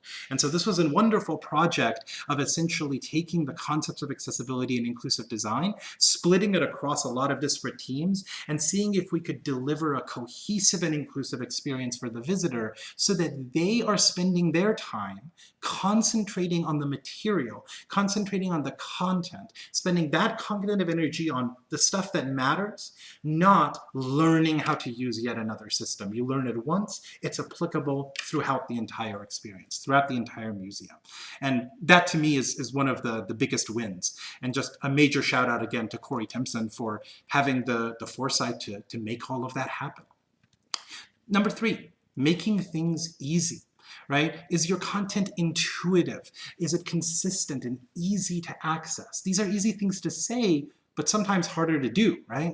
And so what we see here is a photo of a couple of fingers touching the raised lettering for a bathroom sign. This bathroom sign says washrooms. It has a pictogram of a toilet, which is what you would find in a washroom, right? A lot of emails went back and forth on what do we call the washrooms and what symbol do we put? And I remember this was one of the arguments that Corey definitely won, was put a picture of what you find inside. What do you find inside of a bathroom? You find a toilet. That's what should be on there. Why are we trying to make things complicated, right?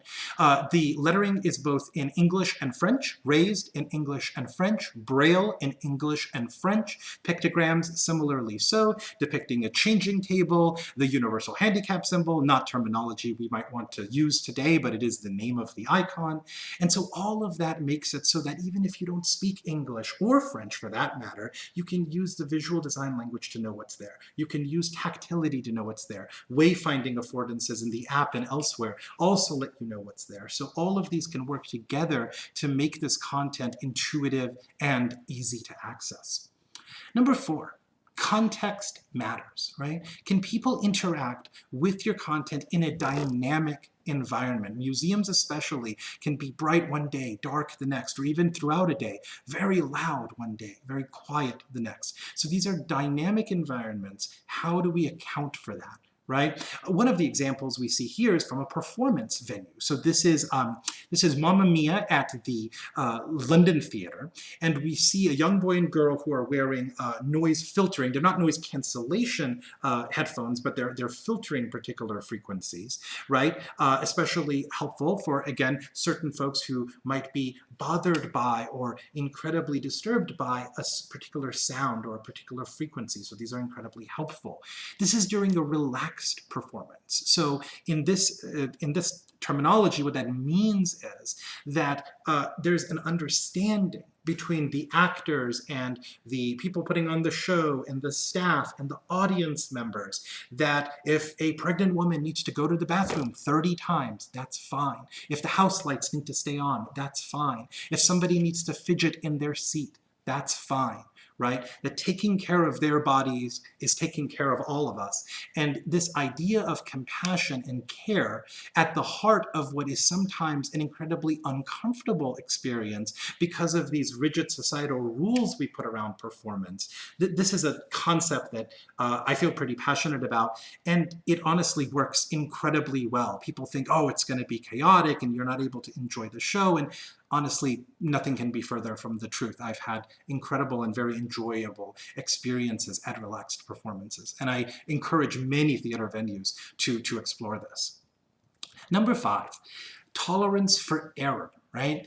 Can people always return to a known starting point, no matter what they do? I think all of us have had the experience, especially those of us who rely on assistive technologies, that we're going to get into a place where, in a digital interface, where we have no clue how we got there, we don't want to be there, we very much wish to be somewhere else, which is the thing that we want to be doing, and we kind of feel stuck. It's very natural to then feel like you're doing something wrong as the user. And as a technologist, designer, computer scientist, or whatever other label I want to identify as, I can safely and quite firmly assert this is a failure of design. This is a failure of accessibility. This is a failure of implementation. The user should not be made to feel confused about what they are trying to do or how they're trying to do it or where they are in an interface. They have an intent. They have a particular task or thing that they want to do. And there's a design intent as well behind the interface that they're trying to use. When these two things don't line up, that's where we find friction. That is where we find inaccessibility or othering or exclusionary practices. And so what we need to be better about is thinking about affordances that we can put into our systems that are designed with caring, that are designed with compassion, and that are designed with an understanding that users know what they want to do, but they may not be doing it the way that we as designers thought they should. That's okay. Let's get them to that end destination, right? What we see on the screen as an example here to illustrate this concept is pretty straightforward. It's pretty simple. It's just the undo button, right? Circular arrow, it's just the undo button. Give somebody the mechanism for going back. If you think back to that universal keypad, that's why we had a back button and a home button on there. Give them multiple opportunities to undo an action, to go back one step, or to start all the way back at the beginning so that they can resume carrying on with their task, not feeling stuck and frustrated, right? All right, number 6, low physical effort, right? Can people appreciate your content without needing a lot of physical effort or dexterity? Now, this doesn't only apply in the physical world. This also applies in the digital world, right? So the image that we see here is a backed bench with the UKP from before, that universal keypad, right? And what we see, though, in this shot is that the headphone jack that I mentioned would come back to, it's conically shaped, right? It's like a cone. So you get this assist from gravity when you want to plug it in. We're trying to limit how much physical effort someone needs to plug in a pair of headphones. A lot of us don't think about that. Oh, we just plug in a pair of headphones. But for some folks, that group of muscles may be very difficult or impossible to actuate, right? And so can you get it close enough and then jam it in with the heel of your palm, right? Things of this nature. And so that's why we're thinking about something as simple as a headphone jack when thinking about physical effort, right? Also, this is important, like I said earlier, in digital interfaces. We can think that an interface is accessible because someone can hit the tab key 40 times to get to some control. That's not usable. It's not inclusive, right? That's not acceptable, frankly, in 2021. And so when we think about effort, let's make sure that we're not only thinking about it in the physical world, but also in the digital world as well when we're designing things. Number 7, right? It's kind of similar to the previous one. Size and space for approach and use, right? So this idea is, is there enough space to interact and maneuver? The examples that we see on the slide are physical examples, but I'll bring this back to digital as well. So the physical examples we see is a wide open hallway, plenty of room. You can do a 360 in a wheelchair, walk with a walker, sighted guide with a human. It's all good, right? The second one that we see is a crowded art gallery. Right? Not a lot of I can't speak today. Not a lot of room to maneuver and do a 360 in a wheelchair or a 180 in a wheelchair to turn around, right? Maybe not enough room to walk abreast without bumping into something. And so these are the kinds of things that we should consider in the physical world. But what about in the digital world? Think about icons being crowded together.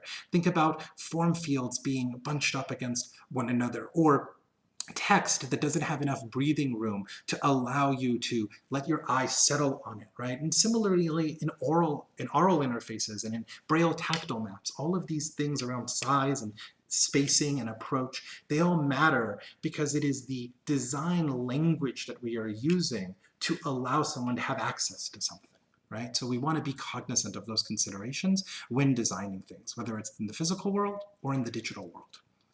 So I wanted to take a brief respite now from talking about inclusive design and doing a few deep dives into a couple of things that have come out of this work, right? So one of those things is the Coyote project, and the URL that we see on the screen is https://github.com/coyote-team/coyote. Right? And these slides have been made accessible, and I'm happy to tweet out some of this information as well. The Coyote project is an open source platform for visual description, right? So if we think about alt text, right, alternative text, oftentimes, if we're lucky, in a content management system like Moodle or Drupal or WordPress or whatever is your favorite system to author content in, maybe we'll get a field. We'll get a text field for alternative text, for putting in a visual description of an image. But that's about all you get, right? You're lucky if you get copy editing facilities, things like spell check, etc. You're lucky if you get any type of review, right? That's almost never there. History or an audit log of the ways the description has evolved over time, being able to capture those descriptions for purposes of research and scholarship, being able to allow multiple individuals to participate in crafting visual descriptions. Remember, these are things of like artworks and scientific concepts where we might need feedback from a curator and feedback from someone else who's beta testing or prototyping the descriptions.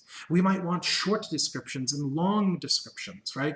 How do we account for all of those things? So that's the problem set that Coyote aims to address, right? So it's a tool where you can go on, it knows about the images of your institution, it doesn't house them. There's plenty of software in the world, usually they're called digital asset management systems or DAMs in the museum world that can house your images.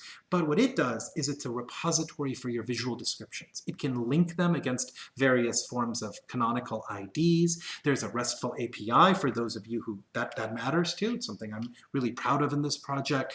And there's a facility for reasoning about objects, using ontologies and vocabularies like Dublin Core for those of you who are familiar with that domain, so that we're able to then provide an institution a tool so that many, many people can participate in synthesizing, reviewing, editing, and publishing these visual descriptions. Thousands upon thousands of visual descriptions have been written using this tool. Cooper Hewitt, the amazing visitor services staff at Cooper Hewitt over this last summer in 2020 during the pandemic, wrote 3,000 visual descriptions, both short and long, so 6,000 in total. Coyote also has a companion WordPress plugin where you can install it on a WordPress website, and then it tells the Coyote server about your images, so you can then go manage all your visual descriptions on the Coyote platform. It's still nascent, it's still, getting off the ground, but we've had a lot of support from folks on the funding side in the nonprofit world, as well as museum clients that are anxious to see this project come to fruition and have everybody using it so we can really systemically address this visual description problem. I'd be delighted to talk to anybody about this more. What we see in the screenshot is some resources being displayed with the images and the statuses of the descriptions and the buttons that are used to describe something and perform other actions within the web app. Coyote itself is accessible, although it's important to keep in mind it is a tool for writing visual descriptions. So the one thing that is sometimes inaccessible in such a tool would be images that don't have descriptions, because that's the entire point of the tool. But other than that, for example, I as a screen reader user use it on a daily basis and enjoy it quite a bit. So what I thought would be interesting is for us to listen to some of the descriptions that have come out of the Coyote project. We're about to hear a description that is written for a Kerry James Marshall painting. I'll hit play here in a moment and let us listen to that, and then we can listen to it in another mode, in another form factor as well. So I'm not going to do a description because the computer will do that for us. Here we go. This painted portrait depicts a young woman with jet black skin holding a long, thin paintbrush up to a colorful, messy painter's palette. She is shown in a three-quarter pose, gazing directly at the viewer. Her face, which is central to the square composition, stands out against a large white canvas, almost blending into the pitch-black background to her right. Closer inspection reveals, however, that her skin is subtly rendered, with various shades of contours and highlights. She wears 2 large hoop earrings, 3 small hoop earrings, and an oversized, boxy, high-collared jacket made of stiff fabric. Her voluminous hair, black with a notcher sheen, rises in thick coils on top of her head. The canvas to her left shows a partly finished paint-by-number self-portrait. In it, her likeness is broken up into smaller segments with pale blue outlines and numbers. She has outlined many of the segments and filled them in with colors from her palette: orange, blue, yellow, pink, brown, and a few shades of green. She uses brighter, more vivid colors to paint her jacket on the paint-by-number canvas, using bright oranges and greens rather than the deep mustards and maroons that are on the real-life jacket.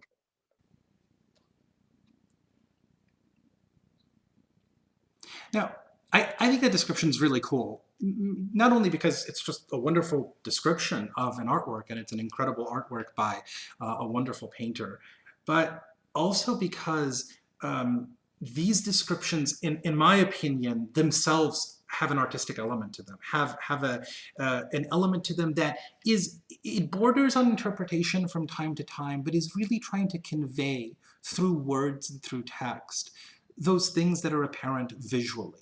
And it's important also to understand that one of the concepts that has come out of this work with Coyote, and by the way, the co-inventors of this system of Coyote are Anna Chiaretta Lavatelli and Susan Chun. And they were both working at the Museum of Contemporary Art, Chicago, where that description was authored at the time.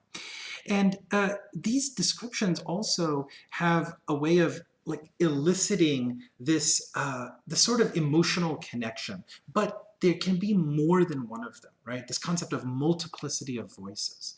So there may be a different description authored by, let's say, for example, a young man of color living in Cleveland than a middle-aged white woman working in a museum in Chicago. We need to be aware of that. We need to acknowledge that. And why don't we welcome that? This idea that there's only one alt text field for images on the web is something that is definitely a wonderful thing from 30-something years ago, but we need to move on, and we need to be able to think through affordances that can surface this multiplicity of voices, because that's the society we live in, and different people have different descriptions for images. Coyote tries to address that by being a repository that can hold multiple descriptions per object. Now, that description we just heard was read out at a pretty slow speed by, I would say, most speech users' standards, right? But since these descriptions exist in text and are therefore programmatically available to visitors, they could be read at any speed. So I thought what would be interesting is to listen to it still at a, I would say, somewhat relaxed rate from a speech perspective, but a little bit faster and using a different voice that some of us are more comfortable with and prefer. So let's listen to that exact same description, but read out at a faster rate and with a different voice because it was programmatically accessible. This paint is portrait of a woman with a black symbol, missing painters palette. She is shown in 3 quarter pose, gazing directly at the viewer. Her face, with a simple square composition, stands out against a large white canvas, almost blending into the pitch black background to the right. Closer inspection reveals, however, that her skin is slightly rendered, with various shades of contours and highlights. She wears 2 large hoop earrings, 3 small hoop earrings, and an oversized, boxy, high-collared jacket made of stiff fabric. Her voluminous hair, black with a notcher sheen, rises in thick coils on top of her head. The canvas to her left shows a partly finished paint-by-number self-portrait. In it, her likeness is broken up into smaller segments with pale blue outlines and numbers. She has outlined many of the segments and filled them in with colors from her palette: orange, blue, yellow, pink, brown, and a few shades of green. She uses brighter, more vivid colors to paint her jacket on the paint-by-number canvas, using bright oranges and greens rather than deep mustards and maroons that are on the real-life jacket. There we go. Now, one more example for us, right? So visual descriptions are great, but what do you do when you have a tactile reproduction? So imagine, for example, the Campbell soup can, which is a very famous example of one of Andy Warhol's works. So we have a tactile reproduction of this at the Andy Warhol Museum, actually one of many tactile reproductions that we collaborated with them on. David Whitewolf did the hardware and computer work, the CAD design for these reproductions. There are CNC'd into a material called acetal. It's a geometrically inert polymer that can withstand being touched and felt a lot. Easy to clean, that sort of thing. And so you're touching this thing. And yes, you could have a visual description similar to the ones we just heard, but what about a guided tactile description to give you some information about what you're touching as you're touching it? And so that's what we helped the Warhol Museum build into their Warhol Out Loud app. So if we take a listen to this, we're going to hear an amazing visual describer, JJ Hunt, up in Toronto, reading us the first 90 seconds or so of what is a 4 to 5 minute long guided tactile description of Andy Warhol's Campbell soup can. Here we go. This color screen print depicts a large can of Campbell's cream of mushroom soup against a white backdrop. The top half of the can's label is red, which is recessed, and the lower half is white, which is raised. Bridging the two halves at the center of the label is a small, heavily textured gold emblem. More on that in a moment. Let's begin at the top of the piece, where you will find the can's sealed lid, represented by raised concentric arches inside an oval. Move your left hand to the left corner of the lid, then slowly make your way down the straight edge of the can while sweeping your thumb back and forth. Right away, near the top of the label, you will find a large uppercase letter C, which features a long, curving lead-in stroke at its top and a small flourish at the bottom. This is the beginning of the manufacturer's brand name, written in white, therefore raised, cursive. Explore the letters, noting the thin shadow that falls to the lower right of the italic font. C-A-M-P-B-E-L-L''S.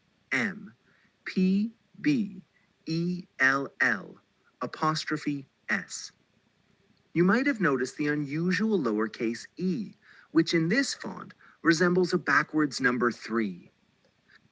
And so we'll cut it off there. But the description goes on to explain the different logos and things of this nature that you can feel on this tactile reproduction. There's little hints in there reinforcing the things that visitors have been told, like the brighter things, the white text is raised, the darker text is lowered. And it's amazing the level of fidelity that you're able to feel on this. And when you couple it with a guided tactile description, it really begins to provide this immersive experience to something that is thought of as being innately visual. And to me, this was just really wonderful. There's a couple of other ones like the Brillo box, where I could literally feel the alignment mark of the printer, or the little symbol that meant kosher because Brillo pads used to be kosher, this kind of thing. It's just unbelievable and a really wonderful experience. We were so happy to collaborate on. So a couple of final thoughts. Following an inclusive design methodology yields accessibility, but it's just one of many productive outcomes, right? It also yields improvement on all of these key performance indicators that we talk about in nonprofits and for-profit companies, right? It yields increased visitation and audience flow. It improves all of the different aspects that we care about when we come to talk about metrics and measuring performance, even though the irony is that a lot of times people want to phrase it as a cost center, which is deeply untrue, right? When you do the math, it turns out that it isn't one because of the benefits that it brings along the way. And so this is something important for us to make sure we not only understand ourselves, but that we help other folks in decision-making positions understand as well. We need to recognize that along the lines of that last point, we're all on a path of learning, and that doing this work takes a lot. It's not only a burden physically, emotionally, cognitively, right? But it's something that is a journey that we're all on together, and we need to really keep this in mind. There are things that I have written 5-7 years ago, some impairment language, for example, that I wouldn't use today, design decisions that I would make differently. We all have that, but we need to be able to iterate and move forward. And speaking of failing forward, this idea of iteration is key.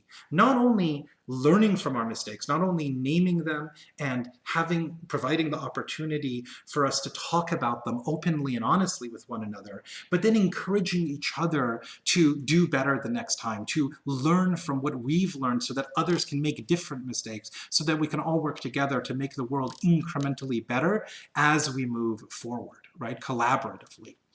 And lastly, there's this quote that I often end talks like this with, and it's a Maya Angelou quote. It's my favorite one by her. And it says that I've learned that people will forget what you said, people will forget what you did, but people will never forget how you made them feel. And the point of all of this, the real impetus for this work that I spend so much time working on and that so many others do as well, is that we want people to feel welcome. We want people to feel like they belong, independent of vectors of human difference. And it's important because especially persons with disabilities are part of a historically marginalized group of individuals that for thousands of years, have been excluded from this global discourse around culture, society, art, science, what have you. And so anything that we can do together to make that situation better is something that, in my opinion, is worth doing. And to that end, I want to end with a note of gratitude. Thank you for taking the time to listen and watch this talk, but thank you for what you do to make the world more accessible, to make it more inclusive. If I can ever be of assistance to you, my contact information is on the screen, and all of it is accessible on the website www.pac.bz, PAC.bz, and I really look forward to encountering you all in the real world, and wish everyone a very pleasant day. Thank you so much.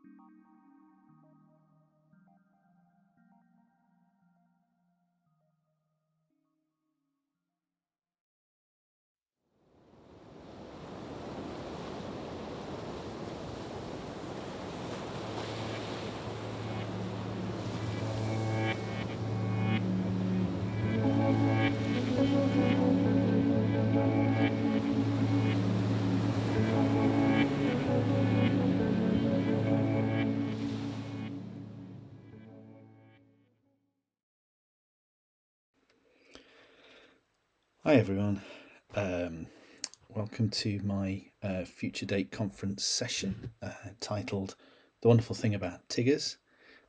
My name is Gareth Ford Williams.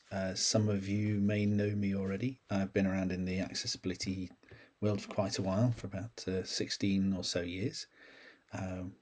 16 years ago I founded the digital accessibility team at the BBC. But I'm not going to talk about that today. I'm going to talk a lot about myself, which is probably a lot harder for me to do than talking about my work. But yes, it's called The Wonderful Thing About Tiggers. It's about ADHD, a very personal perspective of it, and I'll dive just straight in, if that's okay with yourselves. So I'm going to start with the lyrics to the song about Tiggers, which actually I think is a quite important thing to do. So the wonderful thing about Tiggers is Tiggers are wonderful things. Their tops are made out of rubber, their bottoms are made out of springs. They're bouncy, trouncy, flouncy, pouncy, fun, fun, fun, fun, fun. But the wonderful thing about Tiggers is that I'm the only one. Now, that's not strictly true. There are a lot of Tiggers out there. But Tigger is a really kind of important character for me, and I'll explain a little bit why. So I'm dyslexic. I found out, well, I've always known. I always had huge reading difficulties and memory problems, and always very much a visual communicator as a kid, and sort of visual arts and stuff was always a very big thing for me. And I went into design, and so dyslexic, but I had both my dyslexic and ADHD diagnoses about 15 years ago, actually, probably a little bit less than that, actually. But being dyslexia, like being dyslexic or autistic or dyspraxic, there's a sort of person-centered title to it. It talks about me. But with ADHD, it's a little bit of an odd one because there is no person-centered language around it. You can't be an ADHDer. So I adopted Tigger. So this is actually version 0.5 of this talk, and probably about the fourth time, maybe fifth time I've given it. It's constantly evolving. It's not really quite there yet, and I'm not quite sure if it ever will be. So I hope that there's sort of various bits and pieces of interesting stuff in here, but please do contact me if you want to talk about anything. So a warning or two, this is sort of structured. The slides are here probably more, and they're more used to me than they are to you. They're enabling me to keep on track and remind me of what I'm supposed to be talking about. One of the things is I have an appalling short-term memory, and I might forget what point I plan to make at some point, or even what point I'm trying to make now. I also go off on tangents and get a little bit lost or forget words. So lost words lead to anxiety, which results in more lost words or thoughts, and so on. So the wheels could come off at any moment. So whatever anyone says about ADHD, like dyslexia and autism, it's a lifelong condition. My brain decided to develop in a particular way. I don't think it's broken. It's just particular.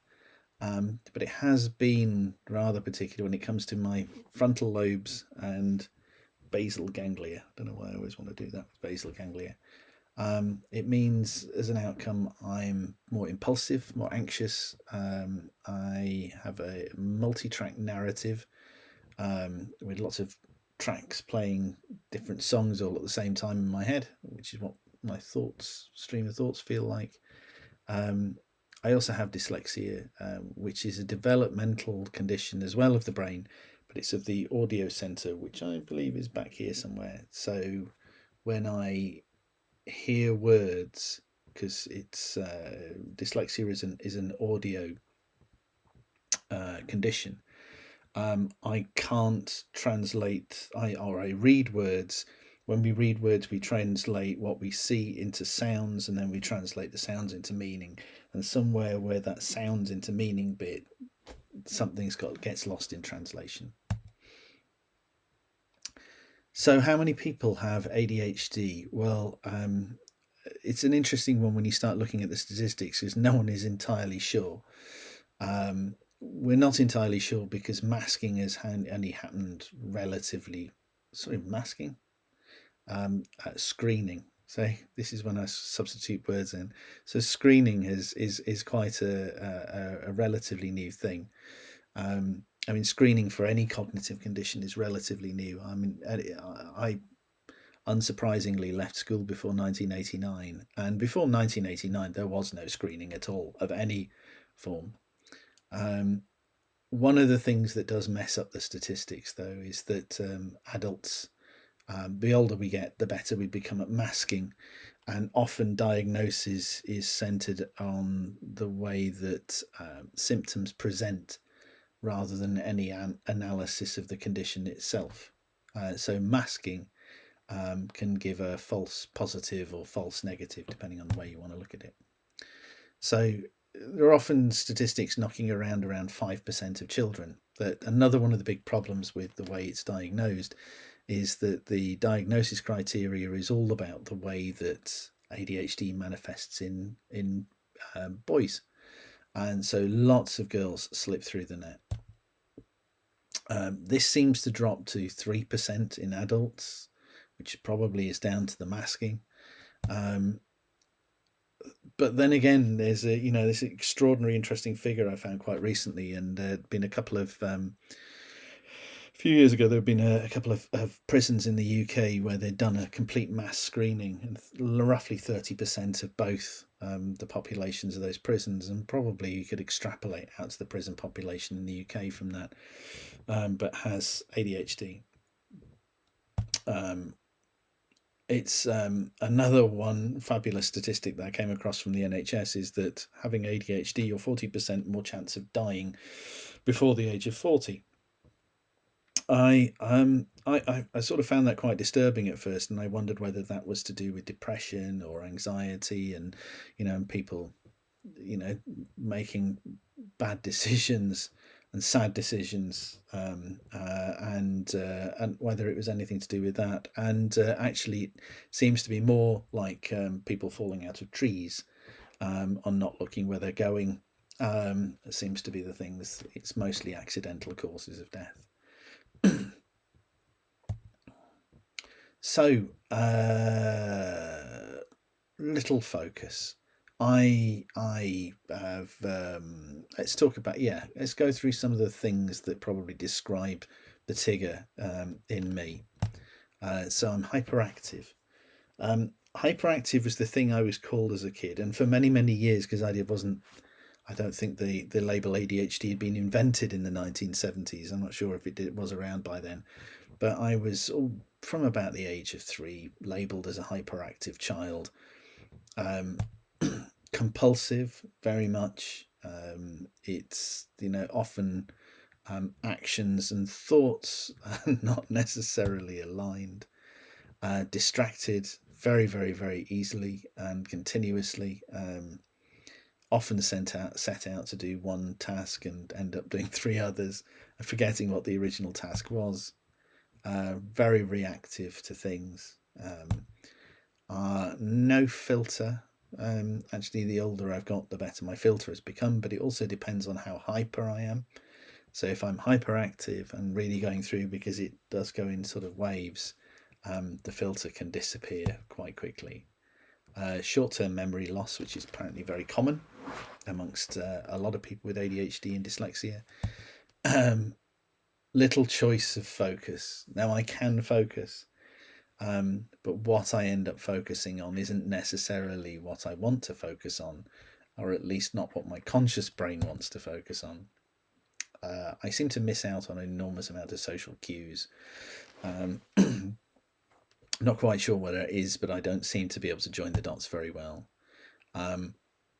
Away from that sort of little choice of focus, getting back to the focus again, hyper focused. Yeah, when I get it into my brain that I want to focus on something and everything and the planets align, then really there is nothing else. Nothing else exists. I've become completely obsessed with the thing and determined to do it. Unstructured, like this talk. Most things have very, very little structure into what I do. You should read the way that I write or see the way that I write. It's extraordinary. Sometimes obsessive. Yeah, over the oddest things. This is why I stay away from eBay. Emotional, and you hear when I read a lot about other adults and having, sort of almost like a hyper focused emotional state, and of course short-term memory loss. So there's quite a lot of images in this that I sort of borrowed from the wonderful place of the internet and then forgotten where I got them from. So I do apologise to anyone in advance whose images I've used. I mean, this is a lovely graphic of all of the different, or at least some of the main different types of cognitive condition. Because one of those things with cognitive conditions is that it's a bit like pick and mix, the way I like to look at it. We've all taken a few of the cognitive sweets, we've got them in a bag, we've got no idea what we've got, just a bit of a shovel of this, bit of a shovel of that, but we all have something slightly different. And even though I could have a very, very similar diagnosis to someone else, but they can have very, very different ways that it manifests with them. So the next thing is a bit of a disclaimer. The next bit is mostly anecdotal, and there is very little science behind any of the following whatsoever.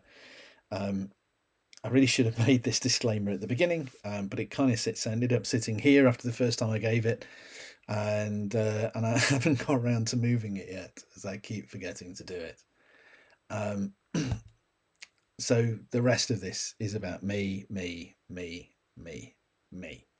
or at least until we get to a little bit where it actually we start to look at some of the UX further down the line.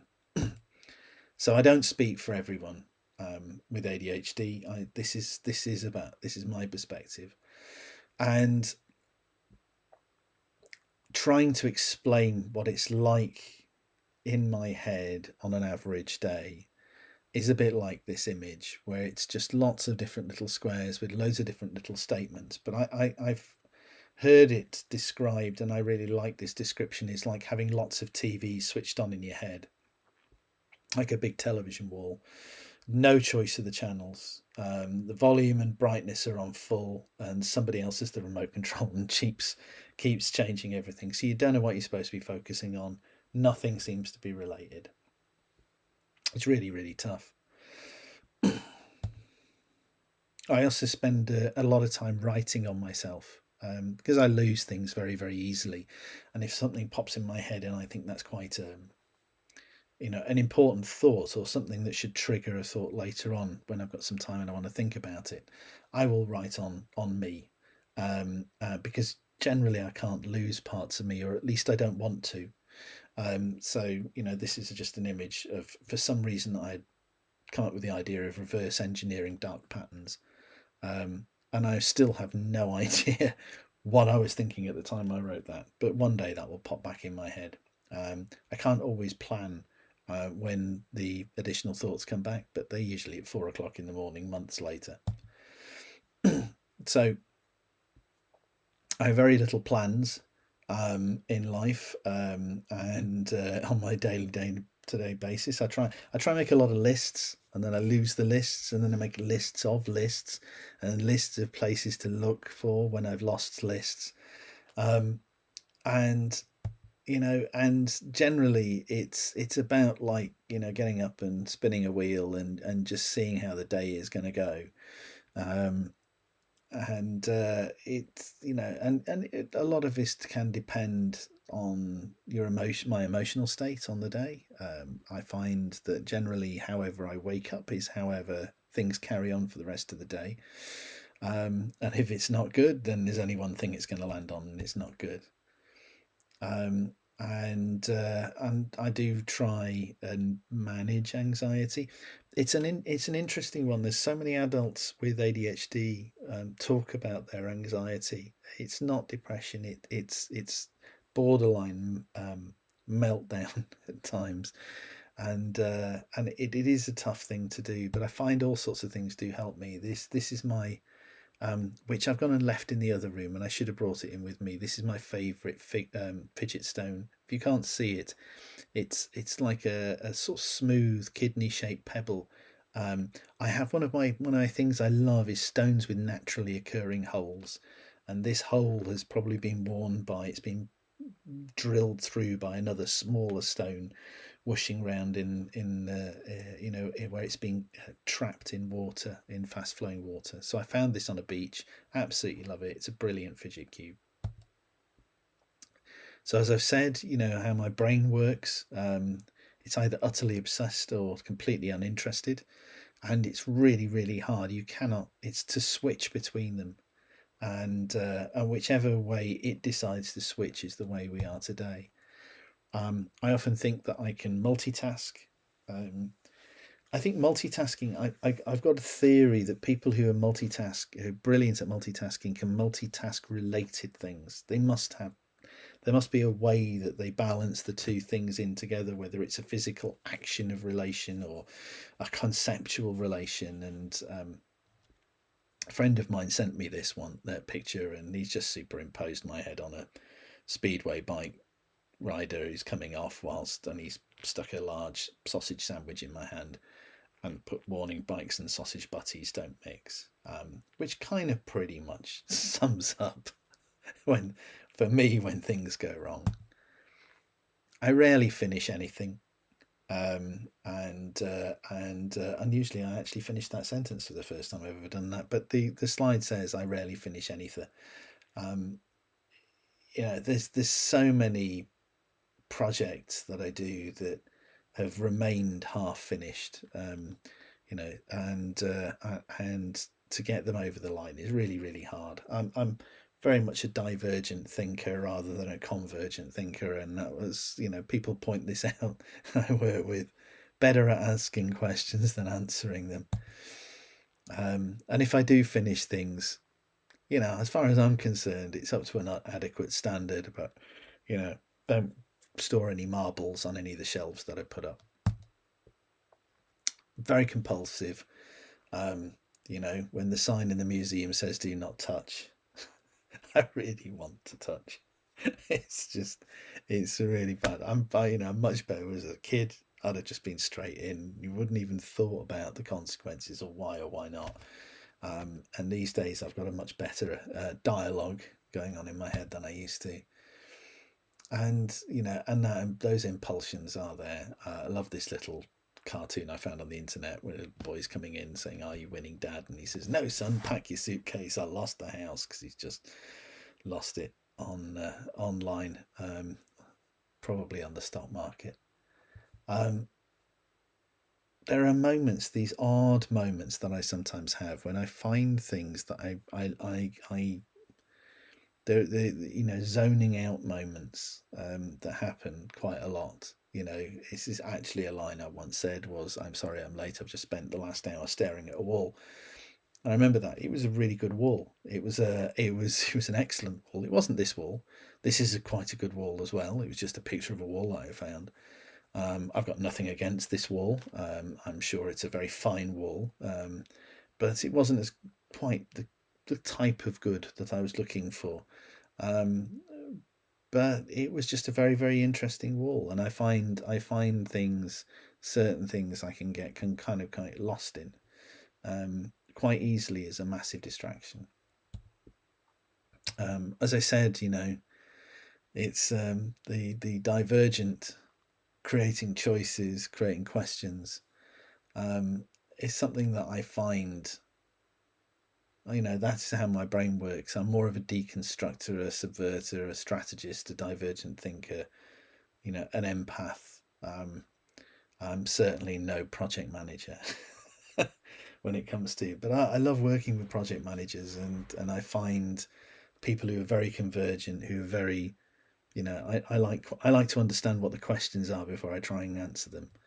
And the questions are the thing that really fascinate me, unpicking things and understanding the depths of them before you then try and work out, well, how are we going to get to something that's a solution. I do find I subvert quite a lot.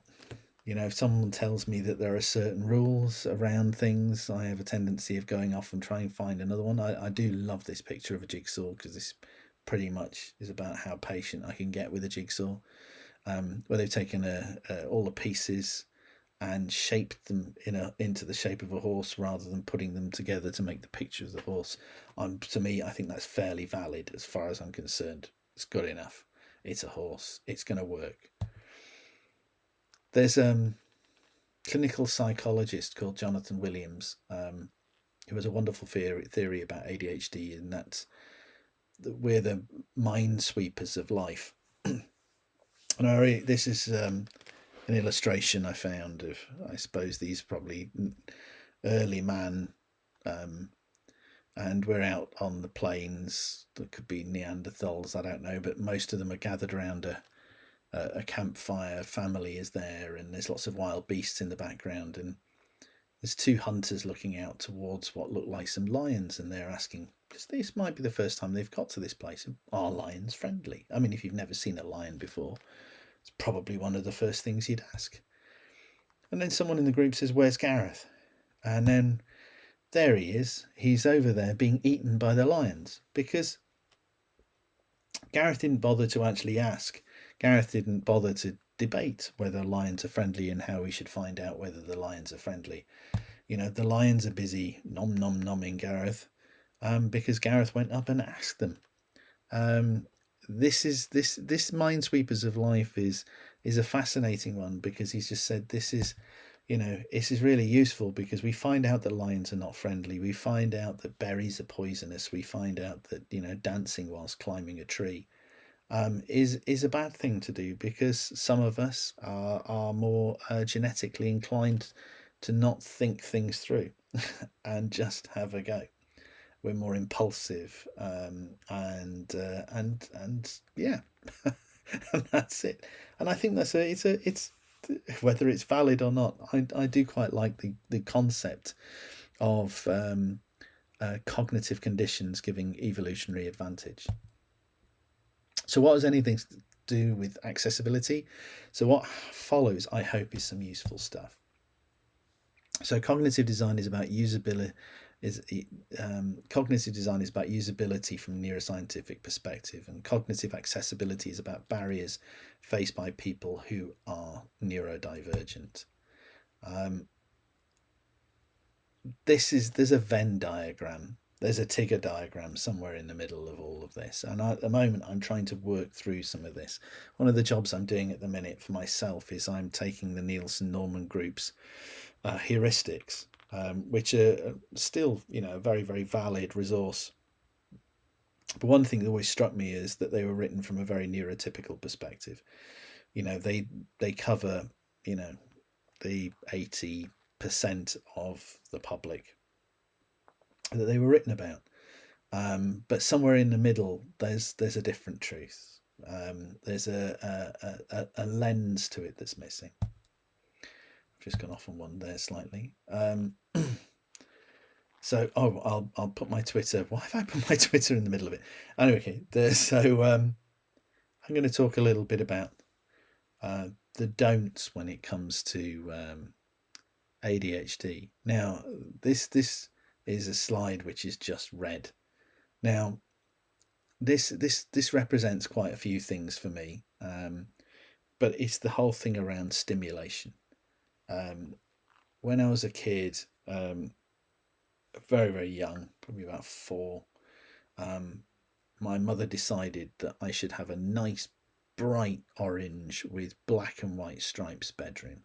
Absolutely terrified the living daylights out of me. I could not rest in it. It was just overwhelming, with black and white striped op art style curtains and bedspread and a vivid orange wall, just total overloading. I mean, when the amount of parents that you can talk to about ADHD kids who say don't paint their rooms red because they'll never sleep. And there was a BBC building, or there is a BBC building I always avoided, which was the news building, because there's so much red in it, and I can't work. Affordances are one of those things, and signifiers and affordances are so important to me. This is why the first time when I got a PC many years ago, it was great. Started it up, started getting my head around how Windows worked, and then I tried to shut it down, and I could not work out that you had to hit a start button to shut the machine down. Half an hour later, I was trying everything I could think of. I was looking under every menu apart from hitting the start button, because start does not mean stop. Apparently it was something ridiculous, like it started the shutdown process or something. So I just pulled the plug out. Well, it's the only way I could shut the machine off. Things, they have to be really obvious. Stop cannot be green and go cannot be red.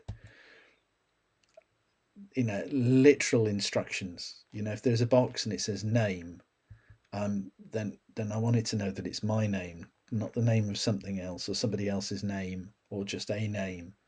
I know it sounds ridiculous, and it sounds like, well, why would you even think that? But it's extraordinary how many times I can miss the obvious in a half statement, or an incomplete statement. I also find in interfaces things like flashing objects and moving objects incredibly distracting. Like there's horrible pop-up adverts, and I know we very rarely get things these days that properly shout at you audio wise, but those kind of things are just absolutely dreadful. And then I can't use the page. I have no idea where I'm supposed to be looking at. I can't stop looking at this flashing green dot now. It's an absolute belter, but it's once it's there, then the one on the left is really hard, and that might be the important dot. So I did a fine art degree many years ago, and I got really into a lot of minimalism and literalism, and I came across Kazimir Malevich, who's very famous artist if you're into that sort of thing. He was a Russian avant-garde artist and art theorist of the late 19th, 20th century. Huge influence on modern, non-objective and minimalist art. And he talked about simple objects, simple truths. If you want everyone to look at a square or a dot or a circle or a triangle, then just paint that dot on a canvas and put nothing else there, and then everyone will come and look at the dot that you wanted everyone to look at, because there's nothing else to look at. It's it's the Google homepage. It was beautiful when it launched, because they just wanted you to put words in a box and press go, and there was nothing else to do. The problem is when you start adding dots, your attention becomes halved, and so now we have 2 dots, and I'm not quite sure which one is the most important. One's higher up than the other one, one's further to the right than the other one. I don't know. So there's a 50-50 going on, and then you start adding additional dots, and the attention gets divided and divided and divided and divided.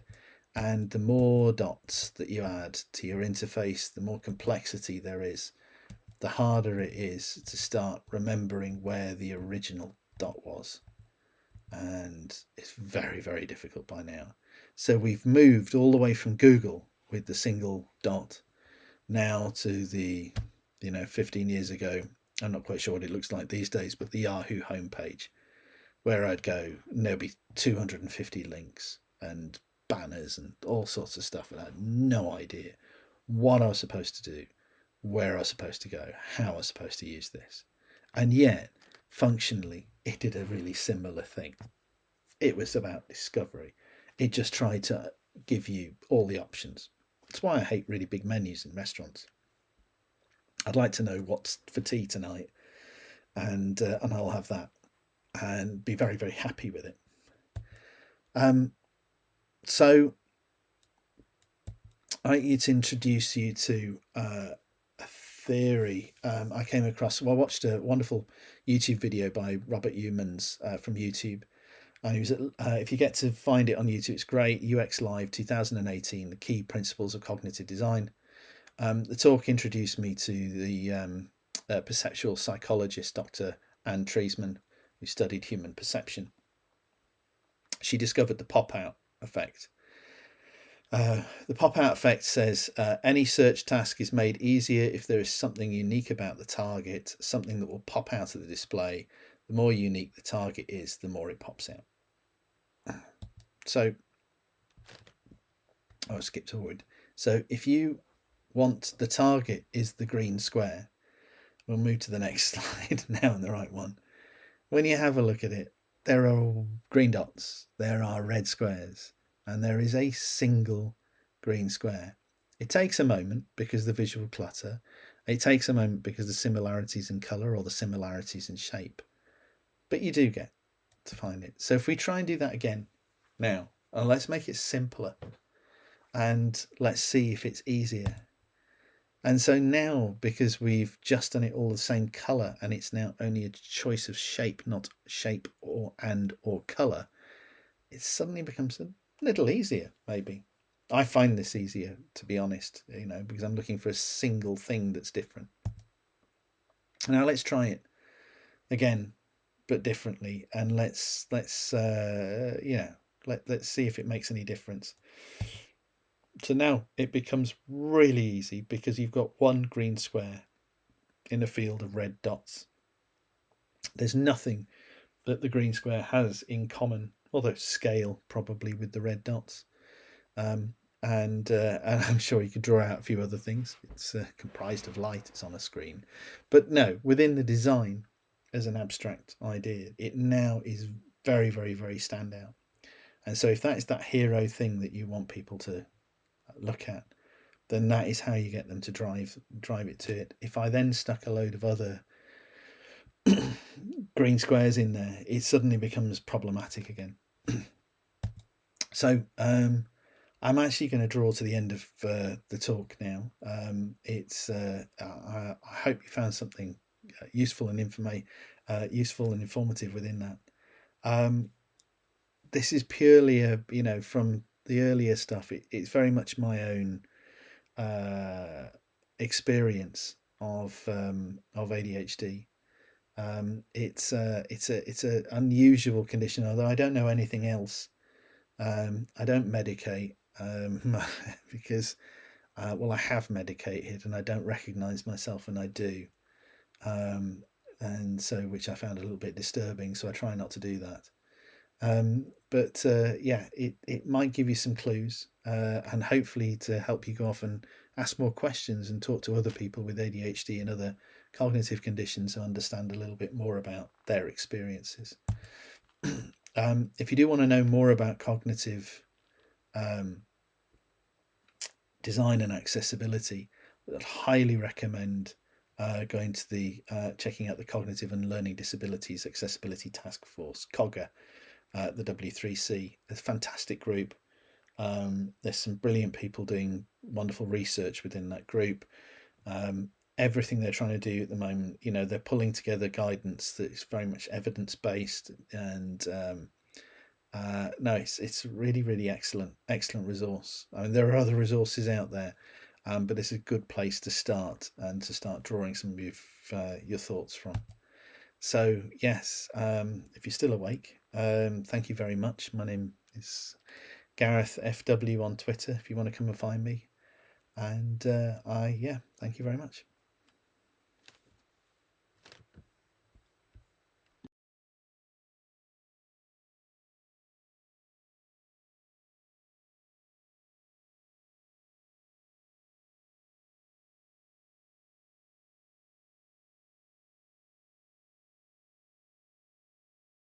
This painted portrait depicts a young woman with jet black skin holding a long, thin paintbrush up to a colorful, messy painter's palette. She is shown in a three-quarter pose, gazing directly at the viewer. Her face, which is central to the square composition, stands out against a large white canvas, almost blending into the pitch-black background to her right. Closer inspection reveals, however, that her skin is subtly rendered, with various shades of contours and highlights. She wears 2 large hoop earrings, 3 small hoop earrings, and an oversized, boxy, high-collared jacket made of stiff fabric. Her voluminous hair, black with an ochre sheen, rises in thick coils on top of her head. The canvas to her left shows a partly finished paint-by-number self-portrait. In it, her likeness is broken up into smaller segments with pale blue outlines and numbers. She has outlined many of the segments and filled them in with colors from her palette: orange, blue, yellow, pink, brown, and a few shades of green. She uses brighter, more vivid colors to paint her jacket on the paint-by-number canvas, using bright oranges and greens rather than the deep mustards and maroons that are on the real-life jacket.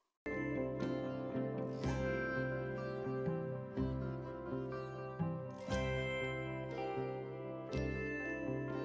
depicting a woman with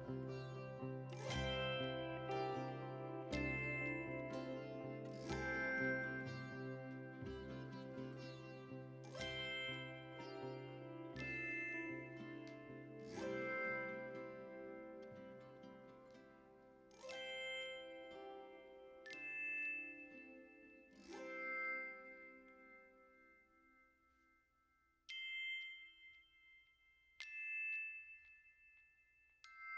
gazing directly at the viewer. Her face, which is central to the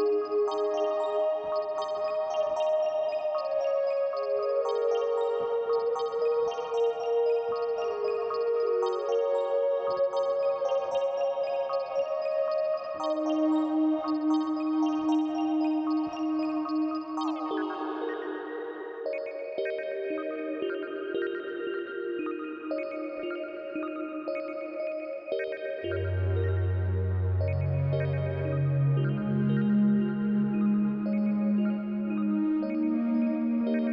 composition, stands out against a large white canvas, almost blending into the pitch-black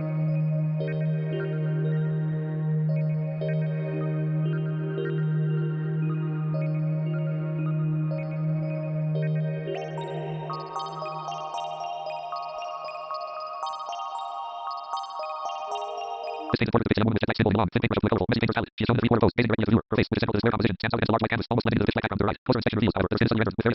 She wears 2 large hoop earrings, 3 small hoop earrings, and an oversized, boxy, high-collared jacket made of stiff fabric. Her voluminous hair, black with an ochre sheen, rises in thick coils on top of her head. The canvas to her left shows a partly finished paint-by-number self-portrait. In it, her likeness is broken up into smaller segments with pale blue outlines and numbers. She has outlined many of the segments and filled them in with colors from her palette: orange, blue, yellow, pink, brown, and a few shades of green. She uses brighter, more vivid colors to paint her jacket on the paint-by-number canvas, using bright oranges and greens rather than the deep mustards and maroons that are on the real-life jacket.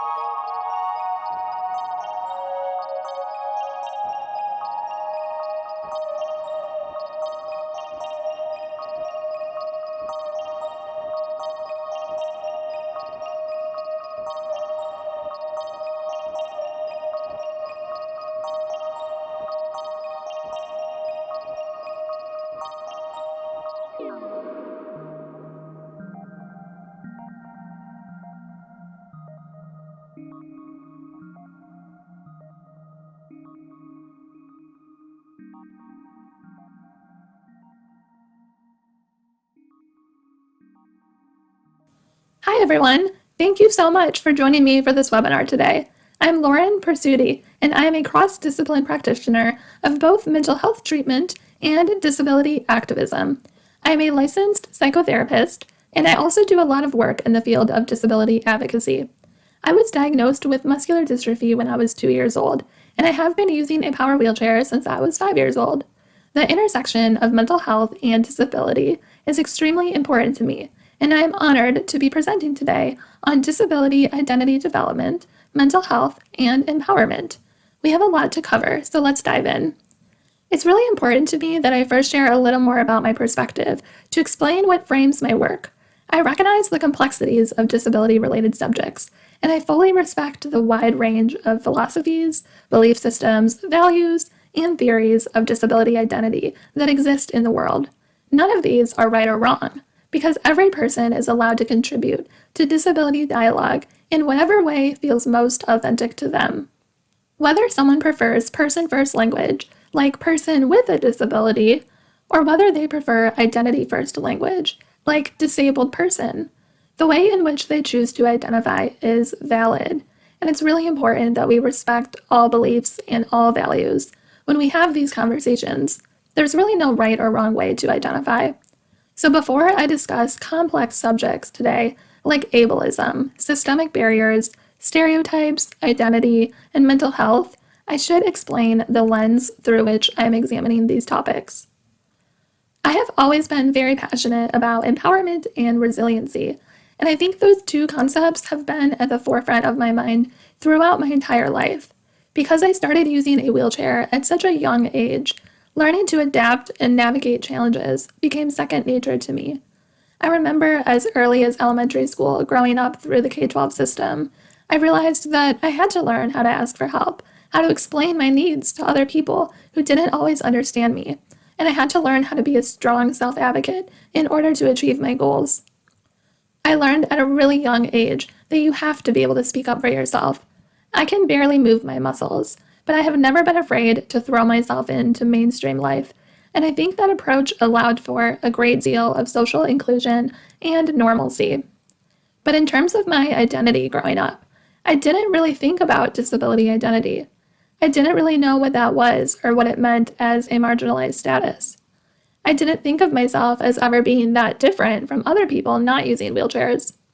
I just thought of myself as a regular person living a regular life. I wasn't very involved in the disability community, and I didn't fully understand the systemic and social infrastructures that limit those with disabilities. In many ways, I was protected in a small town bubble where no one really talked to me about disability. And maybe that was a positive, because nobody had low expectations for me, nobody gave me a reason to feel shame, and nobody treated me differently. However, in many other ways, I wasn't acknowledging a really important part of my identity. I wasn't honoring this part of me. I was confused about disability, and it wasn't until college that I began to recognize and understand this really important part of myself. I started to understand how society limits people with disabilities much more than the actual disabilities themselves. I learned about the difference between the medical model of disability and the social model of disability. I learned about ableism, microaggressions, disability shame, and the psychology of disability empowerment. Once I was out of my small town bubble and in the real world, I realized very quickly that the world has so many systems that bring about significant barriers to individuals with disabilities like myself. During my college years was also the time that I started noticing academic and employment barriers for individuals with disabilities. I started noticing more and more inaccessibility in the community, particularly when it comes to transportation or travel. And I even started noticing how people with disabilities are often denied their basic needs, especially if they rely on services like caregiving assistance. Not to mention all of the social stereotypes and misconceptions that position disability as an inferior status, and we'll talk more about those. The further and further that I got into adulthood, the more and more disability-related social issues that came to the forefront of my mind. I started to become really fascinated with how individuals with disabilities and other marginalized groups on a larger scale are able to cope in healthy ways in the face of oppression and inequality. Now, as a psychotherapist, I work with people of all different identities and backgrounds, but in particular, I really enjoy supporting people and families affected by disabilities, medical conditions, and chronic illnesses. These populations are perhaps the most in need of support, especially support that can help them lead their most empowered lives. But yet, people and families affected by disabilities often don't seek out counseling services because it's very difficult to find a mental health provider who understands these complex experiences. Traditional mental health counselors are often not trained on how to work effectively with people with disabilities. Graduate programs typically don't teach that. And a lot of times, people with disabilities will go to a counselor and feel like they're spending most of the time just educating the counselor on subjects relating to disability. Certainly not all, but some professionals can be blinded to the common challenges among those with disabilities, including feeling misunderstood in the world, feeling like they don't fit in, grieving the loss of abilities, or feeling exhausted from always having to advocate for themselves. Sometimes non-disabled people, professionals included, can miss the mark or create unintentional discomfort between themselves and those with disabilities. Maybe because they've never had any exposure to the disability community. Maybe because they feel really unsure how to interact with someone with a disability. Or maybe because they have strong misunderstandings about disability driven from social stereotypes. As a wheelchair-using woman, I have personally experienced many scenarios like this in my life, and most of my clients with disabilities talk about how they have felt uncomfortable going to professionals, particularly mental health professionals, and feeling like they have to educate the clinician on what it means to have a disability. This is what really motivates me to do the work that I'm doing and to continue publicly speaking and writing about these topics. The only way to build mutual understanding, respect, and empathy between people with and without disabilities is to talk about these subjects openly. We have to humanize disability, meaning that we have to see individuals with disabilities as people who have a marginalized identity, but nonetheless as people who hold power and worth, and who deserve to have their voice heard, who deserve the same equal rights and opportunities as everybody else, and who deserve to be socially accepted and understood in their communities without judgment. We can't be afraid to talk about subjects like ableism and call out the social injustices that exist. So let's talk about ableism. By definition, ableism is the discrimination against people with disabilities in favor of non-disabled people. Now you might be thinking, we don't have discrimination against people with disabilities today. Or you might be wondering, how exactly does that show up in the world? Often, it's not really overt discrimination that we see, but rather it's the cultural norms, subtle judgments, and underlying values, beliefs, and thinking patterns that position disability as an inferior status, that exclude people with disabilities from equal rights or opportunities, or that devalue people with disabilities in some way, shape, or form. For example, we often don't see very much overt discrimination that prevents people with disabilities from going to school, from having a job, or from getting married. We often don't see people literally telling someone with a disability today that they can't do those things. It's certainly not against the law for people with disabilities to do those things. However, did you know that a lot of people with disabilities in school have a really hard time accessing basic accommodations that they need to meet their academic goals on a level playing field? Did you know that a lot of people with disabilities who want to be employed and who are capable of being employed often face hiring practices that don't even consider candidates with disabilities? Did you know that a lot of people with disabilities requiring community services, like caregiving assistance to get out of bed in the morning and have their basic needs met, often aren't able to get married because if they did legally marry, they would jeopardize losing all of their caregiving assistance that they need to survive? These are just some of the examples of the underlying consequences and experiences that may not be a result of overt discrimination, but that are certainly a result of values, policies, beliefs, and control from non-disabled people who don't really understand disability that well. let's review some of the social stereotypes that unfortunately can be widespread in the community. Now, as we go over some of these stereotypes, some of them may seem really shocking to you, and you might be thinking, oh, that's only something from the past. Nobody would think or say that today. I want to assure you that, unfortunately, there are many people in the world who very much believe the stereotypes that I'll go over. I'm a very social, very outgoing person who interacts with people from all different backgrounds and all different walks of life, and I can personally tell you that I have encountered a lot of these stereotypes in my own life. And also, I work with a lot of people and families affected by disabilities who come into my office and share that they have personally been affected by stereotypes like this. Remember that stereotypes are overgeneralized beliefs that affect a group of people, and the problem with stereotypes is that they become so overgeneralized and often so exaggerated that they end up really misrepresenting reality. The following stereotypes that I'll go over are not true things that reflect reality, but they have been accepted as true by many non-disabled people through the past several decades. We have certainly come a long way in breaking down some stereotypes as we have made our communities more accessible and as we continue learning more how to accept and how to include people with disabilities, especially since the passing of the Americans with Disabilities Act of 1990. However, a lot of these stereotypes still exist today in subtle ways, and these can have a very negative impact on the mental health of those with disabilities. I'm going to read each stereotype one by one, and I really want you to think about if you have ever heard that stereotype before, how you feel about it, and how you think each of these stereotypes might be damaging for the community of people and families affected by disabilities. These are some of the most common stereotypes that I have heard, but it's certainly not an exhaustive list. Again, these are not true statements. People with disabilities are inferior or less than non-disabled people. People with disabilities are less than whole, complete people. Absolutely not true. People with disabilities are heroes, brave, special, or inspirational simply for existing and striving to live a normal life with a disability.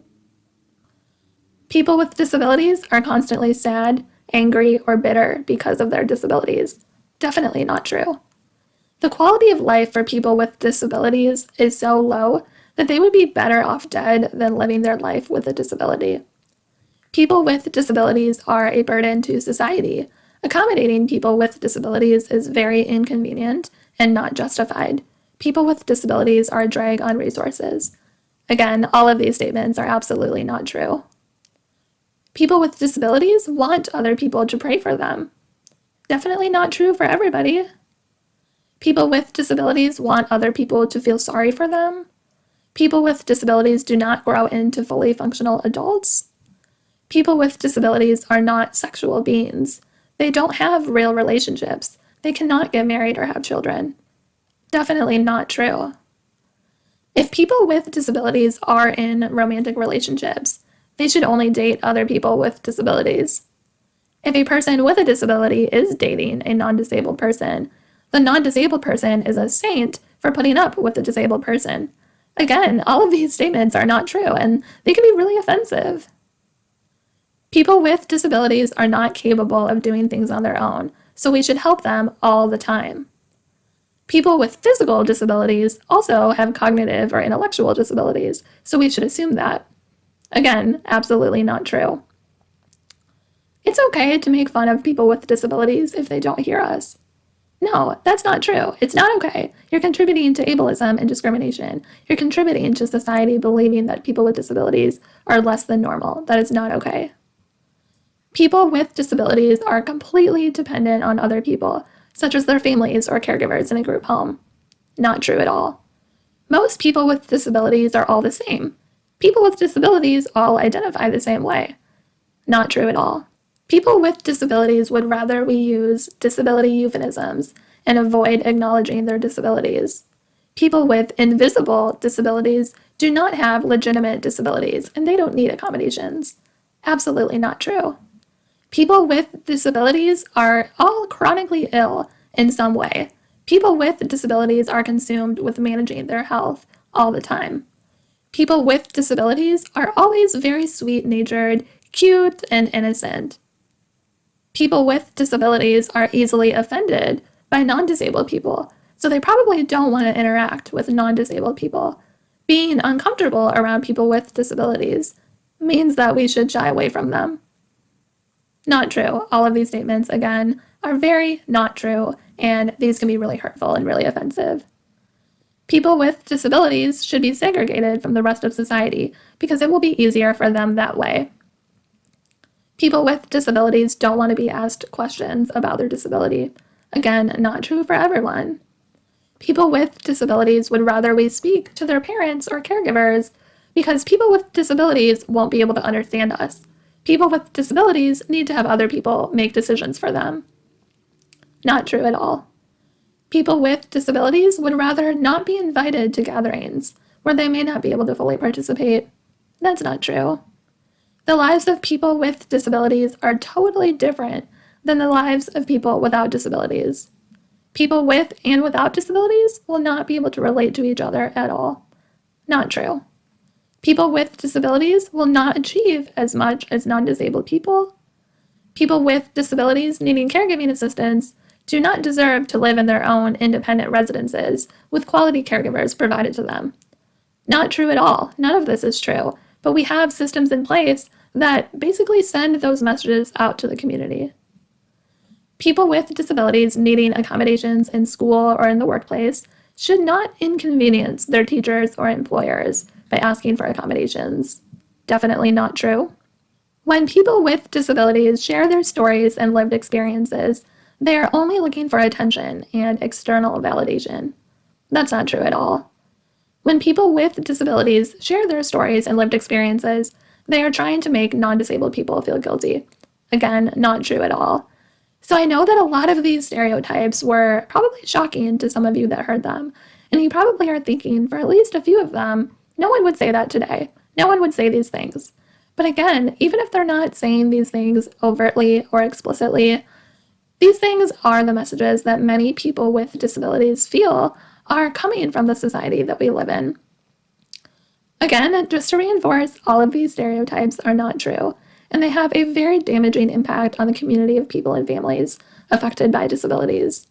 And because of all of these social stereotypes, there are many systemic barriers affecting people with disabilities that persist in society. Systemic barriers are policies, practices, procedures, decisions, or infrastructures that result in some people receiving unequal access or being excluded.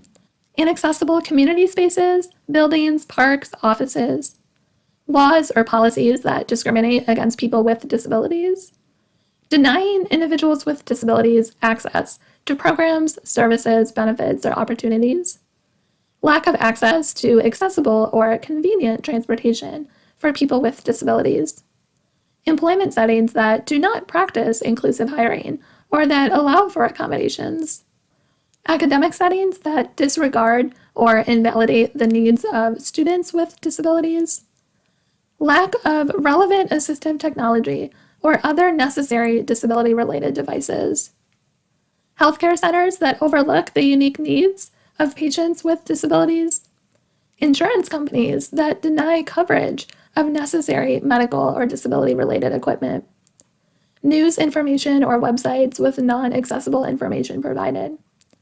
I really want you to think about how these barriers that you may see often in society, if you're really looking for them, if you really put yourself in the shoes of someone with a disability, you will notice these. And I want you to think about how these barriers are not only limiting people with disabilities from being fully included in society, but also how these barriers impact the mental health of people with disabilities. All of the stereotypes, systemic barriers, and other challenges faced by this population can lead people with disabilities to feeling mentally exhausted, primarily because those with disabilities are constantly learning how they can navigate an able-bodied world or a non-disabled world that wasn't designed for them.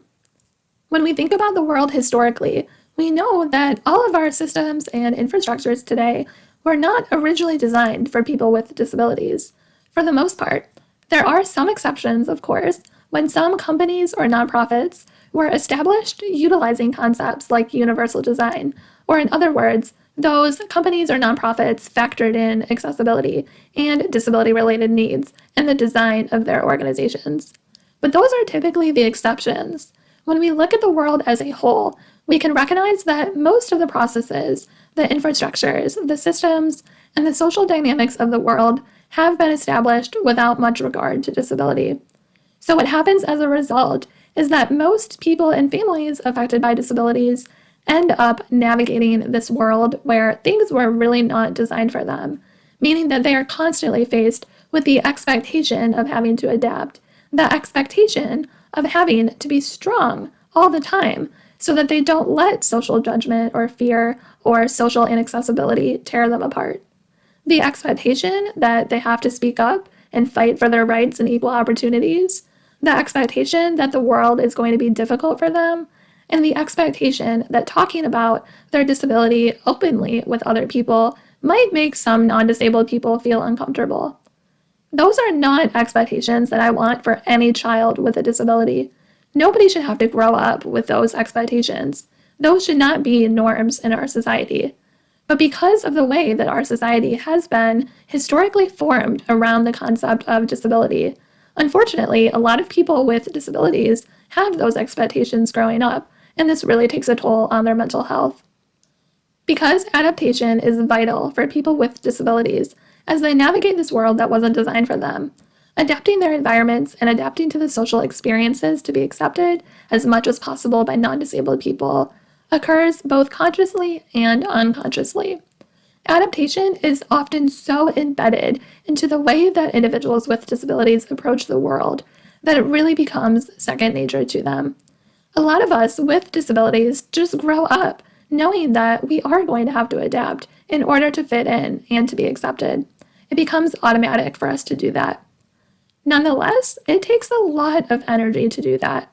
It takes a lot of time and focus for people to constantly have to adapt in the world, to constantly have to think about accommodations so they can access their communities, to constantly have to think about how they talk about disability so that they can be socially accepted without making non-disabled people feel uncomfortable. The reality is that individuals with disabilities should not have to worry about all of these things. They shouldn't have to worry about non-disabled people holding stereotypes. They shouldn't have to worry about emotionally taking care of non-disabled people. They shouldn't have to educate everybody around them about accessibility. That's exhausting. It's exhausting having to advocate all the time throughout your life. It's exhausting to always feel different, to feel misunderstood, and to feel like you always have to explain your needs to other people who may not understand disability very well. But to be successful and to be socially included, individuals with disabilities have to self-advocate. They have to speak up. They have to use resources. They have to think creatively. They have to rely on systems and services, and they really have to fight for making their way through the world.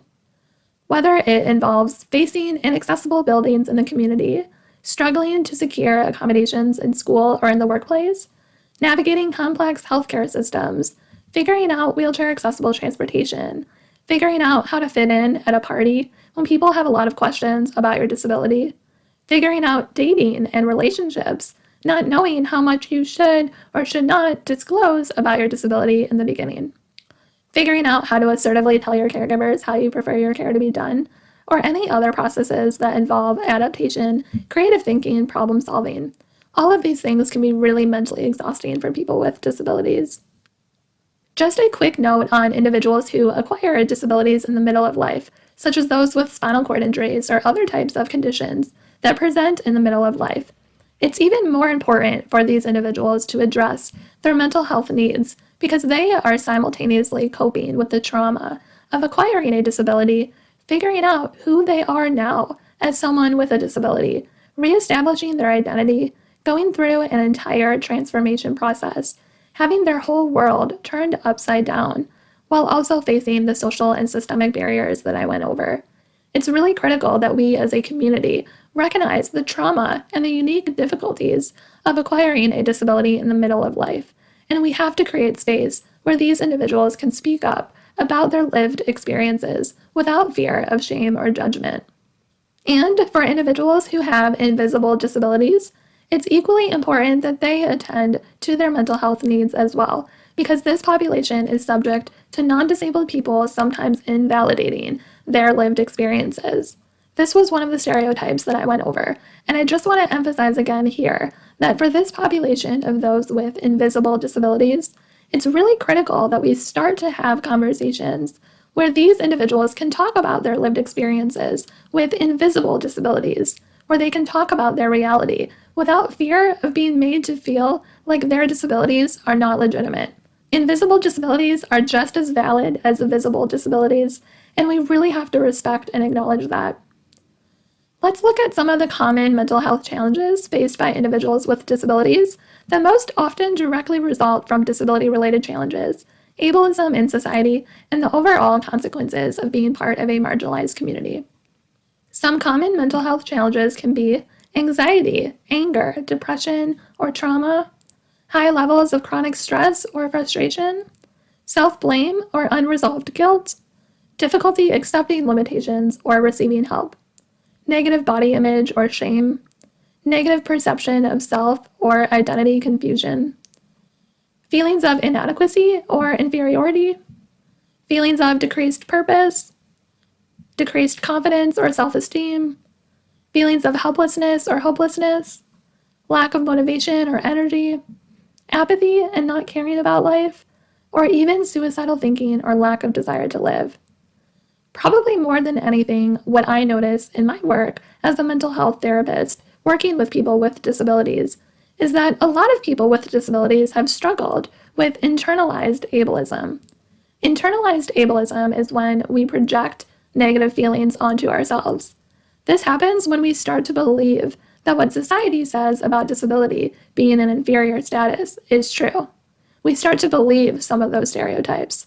Internalized ableism occurs when we have been so heavily influenced by the stereotypes, misconceptions, and discrimination against people with disabilities that we start to believe that our disabilities do make us inferior. It happens because the power of society is so overwhelming sometimes that it really diminishes the way that we can feel about ourselves. Internalized ableism, more simply put, is about shame. It's when people with disabilities unfortunately develop a sense of shame for who they are because of their disabilities. It's a really sad experience because what I want for society is for all of us to uplift the voices of people with disabilities so that we can pay attention to their lived experiences, so that we can allow them to speak openly about how they feel, and so they can internally accept themselves, so they can internally accept disability as part of their lives and also feel like they are accepted by the world at large. The reality is that disability is not shameful. It's not something that anybody should feel ashamed about. Nobody asked to have a disability. Nobody wanted to have a disability. If disability is something that nobody has a choice about, why should it be something that people should feel shame about? It's not shameful, and it's really sad that a lot of people in our society have adopted processes, approaches, or belief systems that devalue people with disabilities, whether intentionally or unintentionally. We really have to work as a community to raise our awareness about disability so that we can step back and talk about these subjects, and so that we can reflect on our beliefs or our actions that may be contributing to ableism. Another common theme that I see among my clients with disabilities who have internalized shame or who struggle to feel empowered is that a real barrier for them is an inability or a lack of experience with speaking up for the things that they need. For example, because of internalized ableism, it can be really difficult for people with disabilities to ask for accommodations in school or in the workplace. People have a lot of fears about being a burden to others, and this extends far beyond accessing basic accommodations in school or in the workplace.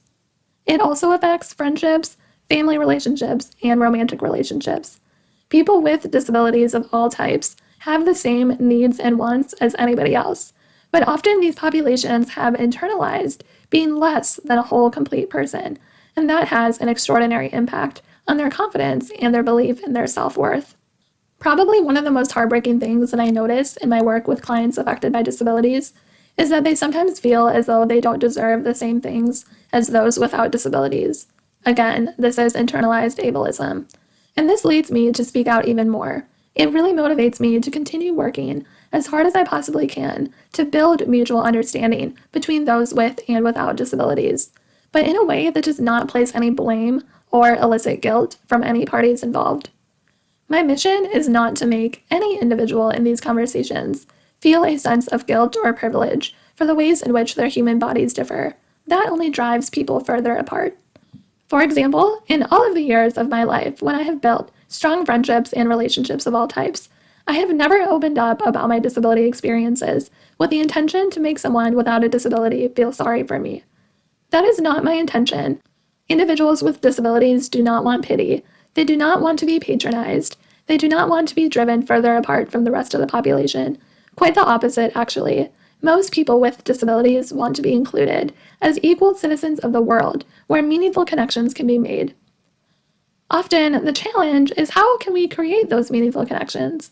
How can we create meaningful connections between those with and without disabilities in a way that benefits everyone? How can we share our lived experiences without isolating us in a way that drives people to be uncomfortable around disability? I don't have all the answers for eliminating inequalities, but I do feel like it's my mission to help individuals with disabilities do the internal work that is necessary for them to feel empowered as equal citizens of the world. I want to share with you some ideas for how our community can work toward helping people with disabilities lead their most empowered lives. I want to share with you what is not helpful and also some of the things that I have found to be really helpful. Let's first start with what doesn't help. What doesn't help is toxic positivity, putting a positive spin on everything, totally dismissing the complex emotional pain associated with disability. Now, I see this happen all the time for both kids and adults with disabilities, and it especially happens because people are usually really afraid to talk about disability. That comes from both people with disabilities themselves and also non-disabled family and friends. It's something that is hard to talk about because people don't really want to acknowledge their limitations. But the problem with putting a positive spin on everything all the time is that it can turn toxic. When we put a positive spin on everything all the time, we're not really allowing the person to show any expression of sadness or grief. We're almost telling that person that we have to sweep all of the disability stuff under the rug. We're not allowed to talk about it. We don't want to talk about it. And that erases their experiences with disability. It really invalidates them. It makes them feel like they're not allowed to talk about it, that they're not allowed to feel sad. It becomes an expectation for them to be happy with disability all the time. And that's not realistic. We can't put a positive spin on everything all the time. People with disabilities should be able to express the whole range of emotions because they're people just like everybody else. We all have good days and we all have bad days. And if we put a positive spin on having a disability all the time, we're really invalidating the reality of disability. A much healthier approach is simply allowing them to express whatever they feel, however they may experience disability. Every internal experience is valid, and we should be teaching people with disabilities that it's okay to acknowledge however they feel. We don't have to put a positive spin on everything. What doesn't help is avoiding disability subjects just because non-disabled people might be uncomfortable with those subjects. That doesn't help anyone. That doesn't help build mutual understanding about disability. And that's sending the message to people with disabilities that, again, they're not really allowed to talk about disability. That's not a message that we should be sending because that can lead to a lot of internal shame. We want people with disabilities to be able to talk about their lived experiences with disabilities as much or as little as they want without worrying about having to emotionally take care of non-disabled people. What doesn't help is minimizing or erasing disability identity. And what I mean by that is if someone says to me, Lauren, I don't even see your disability. I see someone who is successful, smart, awesome. I don't even see your wheelchair. Now, I know that's meant as a compliment and it's coming from a really good place in their heart, but I also have to think about, so you're saying that I can't be those things and have a disability? I can't be successful, awesome, and smart and have a disability or use a wheelchair? That's perpetrating the idea that having a disability makes me less than those things.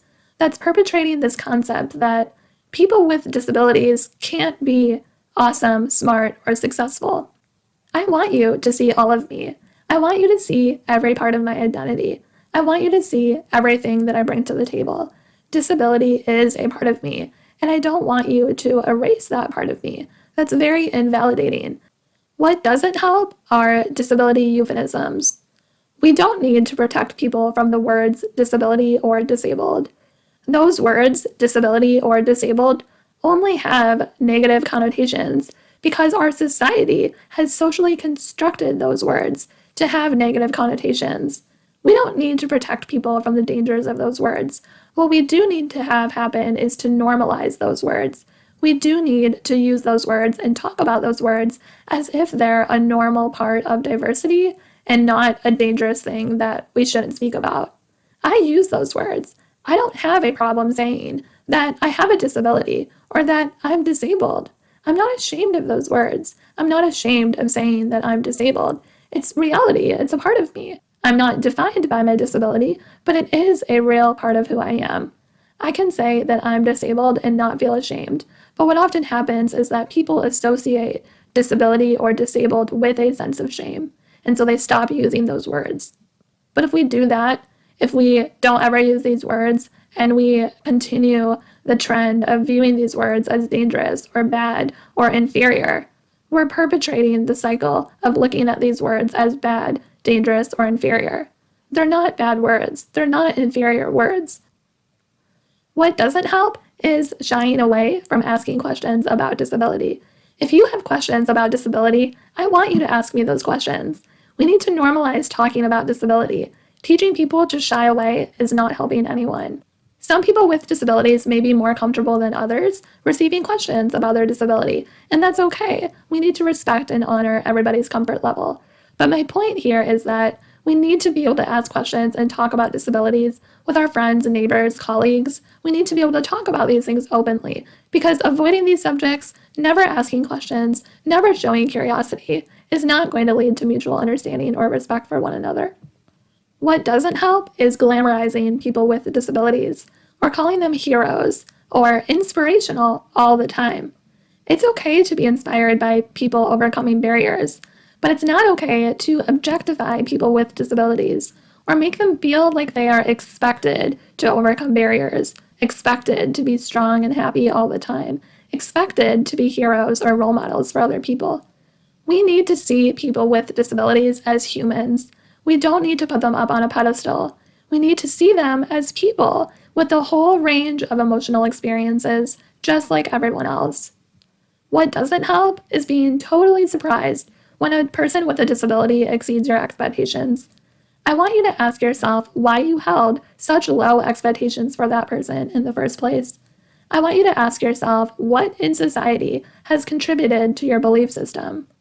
At the same time, don't assume that every person with a disability can overcome the same barriers that another person might have overcome. If you know one person with a disability, you only know one person with a disability. So we really have to avoid making generalizations. Even someone with the exact same diagnosis may have fundamentally different experiences in their abilities, in their opinions, in their lifestyles. We really can't be making any assumptions or comparisons. Now let's look at what is helpful. What is helpful is acknowledging the raw emotions associated with disability and allowing people affected by disabilities safe spaces to talk about their experiences without shame or judgment. We have to normalize dialogue around disability rather than shying away from it. What is helpful is programming, webinars, support groups, online communities, articles, and language across organizations and companies and schools and businesses of all types that emphasize empowerment, resiliency, strength, and self-determination. We have to emphasize that people have the power and the choice to reject the social stereotypes and the ableist belief systems that hold them back. We have to make sure that the work that we do with people with disabilities or about people with disabilities is grounded in ideas of empowerment. What is helpful is allowing people with disabilities to identify however they choose. Like I said earlier, whether they are comfortable with person-first language or identity-first language, or whether they use different types of titles or language or any type of terminology relating to their disability. That's okay. We have to allow them to identify how they feel most authentic. Non-disabled people should not be writing the rules about these things. What is helpful is lifting up the voices of individuals with disabilities by including them in the media, in organizational programming, and in mentorship programs, where they can serve as leaders for others in the disability community. Peer-to-peer support is critical. People with disabilities are some of the greatest leaders in our community because they have so much knowledge about adapting, innovation, creative problem solving. We have to lift up their voices and include them in all aspects of society. What is helpful is acknowledging that people and families affected by disabilities may have unique mental health needs, and they deserve to have fair and equal mental health treatment from providers that are actually trained in disability studies, that actually make people with disabilities feel connected and feel heard and feel understood. Sometimes physical challenges associated with a medical condition or disability will take priority over that person's mental health. Mental health can be neglected sometimes. We really have to make sure that we are looking at the whole complete person. So when we have people receiving services like physical therapy, occupational therapy, or when they go for a physical or a medical appointment with a specialist, we really have to be making sure that we're also addressing that person's mental health. We all have mental health. Every single person on earth has mental health, and it's really important that we all take care of our mental health and have regular checkups. People with disabilities are no different, and especially because this community is often faced with so many challenges, we really have to make sure that we are addressing mental health. It's critical for this population to feel empowered and to lead their most fulfilling lives possible. I want you to know that everybody has the power to help bridge the gap between people with and without disabilities. We have to keep having conversations like this. We have to keep talking about these concepts with our families, friends, neighbors, and colleagues. Please don't be afraid to engage in disability-related dialogue. You don't have to be afraid of saying the wrong thing or offending anyone, as long as you keep an open mind and really listen to the lived experiences of those with disabilities. I encourage you to be curious, to ask questions, to show empathy, and to continue learning about this population. More than anything, I want you to recognize that we all have to humanize disability. We have to see people with disabilities for who they are, as whole, complete people who are not defined by their disabilities, but who deserve to talk about disability and to speak up about the challenges that they face. Thank you so much for listening to this presentation. I am so grateful to be in a position where I can share my knowledge on the intersection of mental health and disability. Please remember that I'm always here to support you, and I really enjoy connecting with people across the country and throughout the world. So no matter where you're listening to this presentation, I want you to know that I'm approachable and that you can always email me with questions, ideas, or other topics that you would like me to address in the future. My email address, lauren@riveroakpsychology.com, is listed here on this slide. My mission is to help individuals with disabilities develop positive mental health and strong feelings of empowerment so they can lead their best lives. If I can support you in any way, don't hesitate to reach out.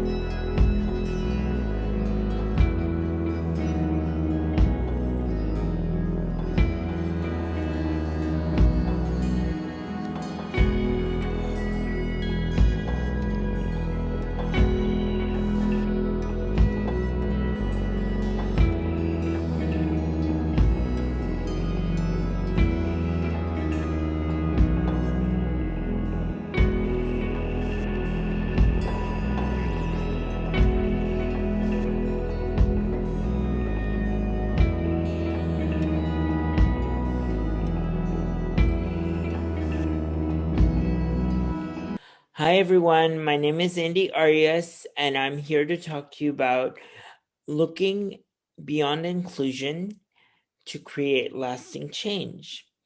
Like I said, my name is Andy, and I'm a national policy and diversity and inclusion expert. So I've spoken all around the country on diversity and inclusion of marginalized communities from many different backgrounds. And I also work on national policy for people with disabilities. I myself have a disability. You can't see it, but I'm in a wheelchair right now. Thanks to Zoom, you only get to see me from the chest up. Just kidding. All right, so we're going to dive into this presentation. My upbringing, you guys, if you were to tell me that I would be speaking to a national group of individuals a few years ago about diversity and inclusion and marginalized communities when I was a little kid, I would have not believed you. I was born at 5 months. My parents were from Mexico, and I was in an incubator for 7 months. So the doctors didn't know whether I was going to live or die. And at the time, my doctor told my mom that it would probably be better to not have me at all because of the complications at birth. So my family would be safe to say that they weren't well equipped to raise a child with a significant disability such as cerebral palsy. And that claim to be true because I subsequently ended up in foster care for the majority of my adolescence and childhood. So my upbringing, I would say, was fairly tumultuous. I grew up with at least 6 different families and moved around at least 3 different times. And each time I moved around, I learned something from people, because they were predominantly white families and they were predominantly lower income. So I learned so much from each and every family that I stayed with, none of which had the accessibility that I needed as somebody in a wheelchair. But the thing that I took with me were the nuggets of possibility from each and every family situation that I was in. Now, I am an eternal optimist. I look at everything as the glass is overflowing or half full or about to reach the rim and overflow. That's just my personality. But it took a while to develop that because when people set up having lower expectations of you just because you have a disability, just because physically you look a certain way, we tend to make certain ideas and we tend to have certain perceptions, which we'll dive into a little bit more this afternoon or this evening, whatever time you're watching this presentation. But it was really set up that way in my life, is that I had super low expectations of my abilities and I wasn't going to go very far. And this was a habitual idea that no matter where I lived, this was happening. Now, I was in predominantly regular school for the majority of my schooling, but I was also extremely isolated by teachers because they didn't want to or didn't know how to teach somebody like me, somebody who may have a different learning style or different techniques. And now we understand in this world that everybody learns differently. Look at what we're doing now. You're learning about me through the computer, on a Zoom, in your pajamas, at your home. You're doing it and you're learning and you're growing right now. 10 years ago, this would not have been possible. 5 years ago, we probably wouldn't think of this as the way of doing business, but this is where we are now. we've grown past that. But when I was a kid, and when I was a young adult, and when I was growing up past the age of 18, the doors were really closed for me, and I had to create those doors, those opportunities for myself. I literally busted out of the system of benefits and the cage, I like to call it, that was supposed to protect and defend me in order to have a sense of livelihood and well-being. I didn't want to grow up in this systemic poverty. I didn't want to grow up in judgment and discrimination. I am Latinx. I identify as being LGBTQ, Latinx, person with a disability. My pronouns are he and him. But ever since I was a little kid, people put their own labels on me. Had nothing to do with me, by the way. It had to do with their perception and what they thought somebody in my body, with my mind, with my identities was capable of. And even though we try to think more open-minded and we think we're grown, we'll learn a little bit more today how maybe our perceptions or how we view others can be a hindrance to where we need to go in our lives. And I just skipped forward, so I'm going to skip back. So my intersection. So let's talk about that a little bit. Like I told you, I moved out at 17. I ran away from the system because they wanted to stick me in a home, a group home, which they had put me in several times prior for my upbringing. But I did not want to go to a group home where I'd live and work and probably, honestly, get really depressed and die. I hate to be that blunt, but that's how I felt about it at the time when I was 16. And they decided to, think about my upbringing and my life and say, like, this is where you belong, Andy, because you can't take care of yourself. You're not going to drive. You're not going to be in a relationship. You're not going to go to college. You're not going to go to school. You're not going to have a job. You're not. And my whole thing was like, okay, fine. You tell me I'm not going to do something, that's the first thing I'm going to do. So people know better now. If they want me to do something, they'll tell me I can't do it. And then surprise. But that was pervasively the idea around my upbringing. Andy cannot.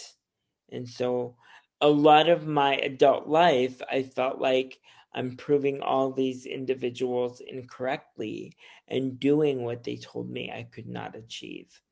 My intersectionalities. I identify as a gay male. I identify as a person with a disability. That's what PWD means. And I identify as Latinx. But I put Latin there for folks to just know the term. I identify as a new sort of post-ADA generation of disability. I am very proud and very humbled by those who came before me and created equal rights for me. But I believe there should be another level of justice for the disabled community because we are extremely discriminated against.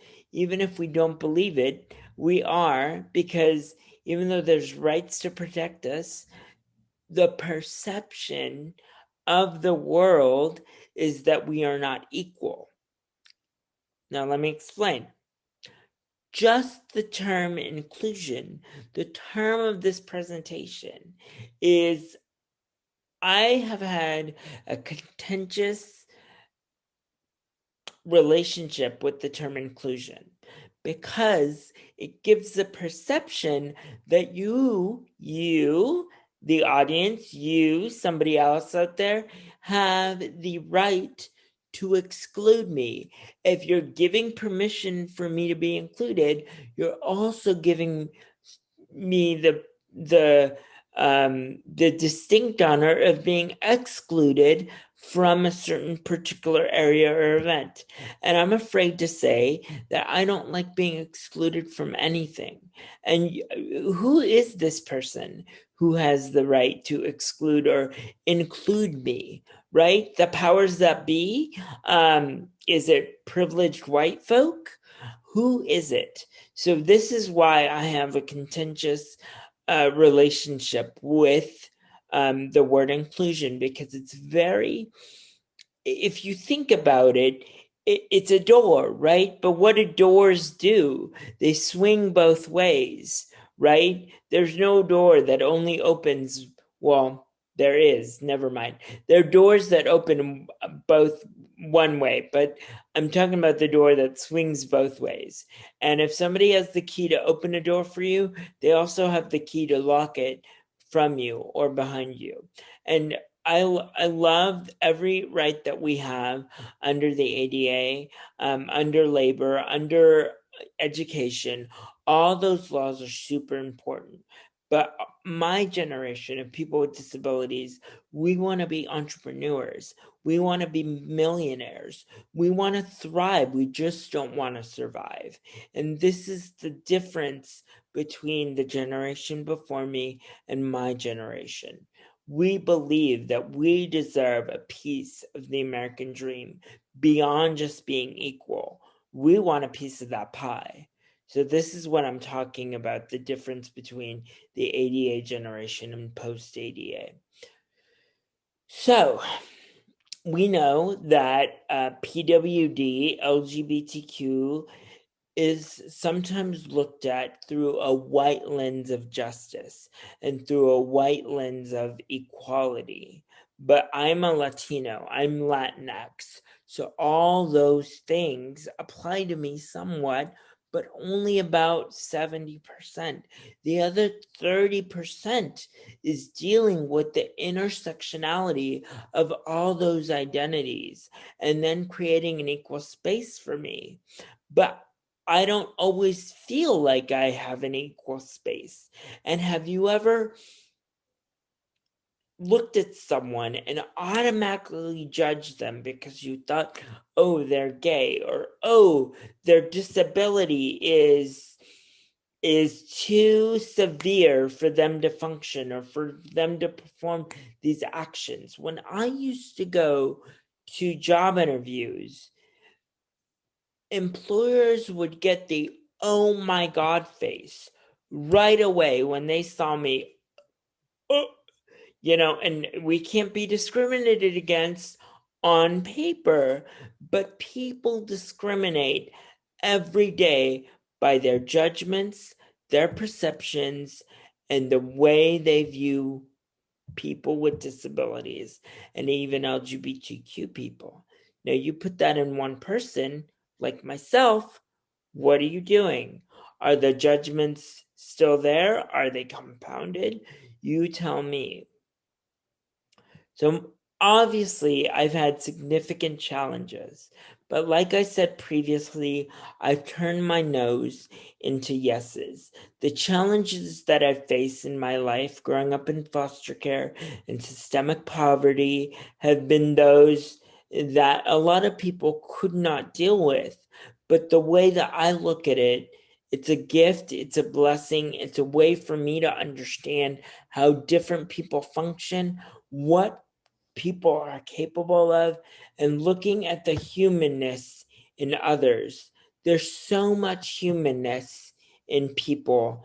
It's staggering, but you have to be able to tap in to their authenticness to be able to create some sort of dialogue and a shift. I get along with several different types of people for many different reasons.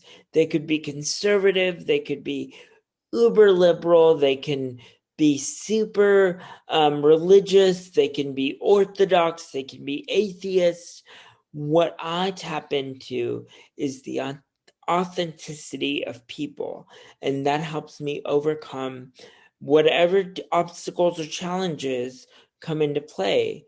Now, I don't always think of myself as somebody with a disability, because believe me, if I did, I would never get out of bed. I am proud of my disability. I am aware of it, but I don't wear it on my sleeve. Being LGBTQ, being Latin, being disabled, those are all pieces of me that make up a percentage of me.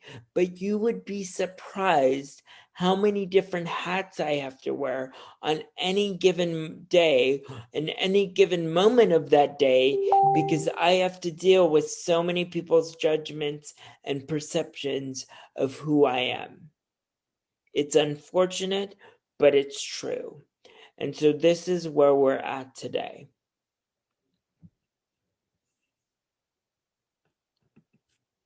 So it all starts with you. Your attitude is everything. The way you look at the world, the way you treat others, the way you behave when something happens to you shifts everything around you. It's not the bad things that happen to you that change you. It's the way you react to those things that shift who you are and who you are in the world.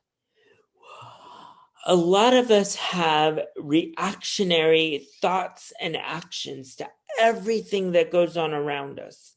Everything that goes on around us has to be something, and a lot of us are super dramatic. Other of us are calm. Other of us, don't get fazed by things. But a lot of us overreact. I learned a long time ago, the only thing I have control over are my attitude, my biases, and my perception. Everything else outside of my realm, that's somebody else's business. These three things on this slide here are what matter to me, because it's going to dictate how I treat others, how I react to others, and how open-minded I'm going to be. We all have biases, every single one of us, and if we say we don't, we probably have a lot more than we think. We all react on the things that we are raised by, the way we believe, what we were taught as children, how we have learned to react to things. We all have biases. The thing about biases is that we need to acknowledge them to be able to shift them, to be able to grow out of them, or to not react with them. We don't have to react to our biases. I have judgments of people all the time that I have to silence or create a low murmur, because I know they don't have a place in this world, and they shouldn't have a place in this world.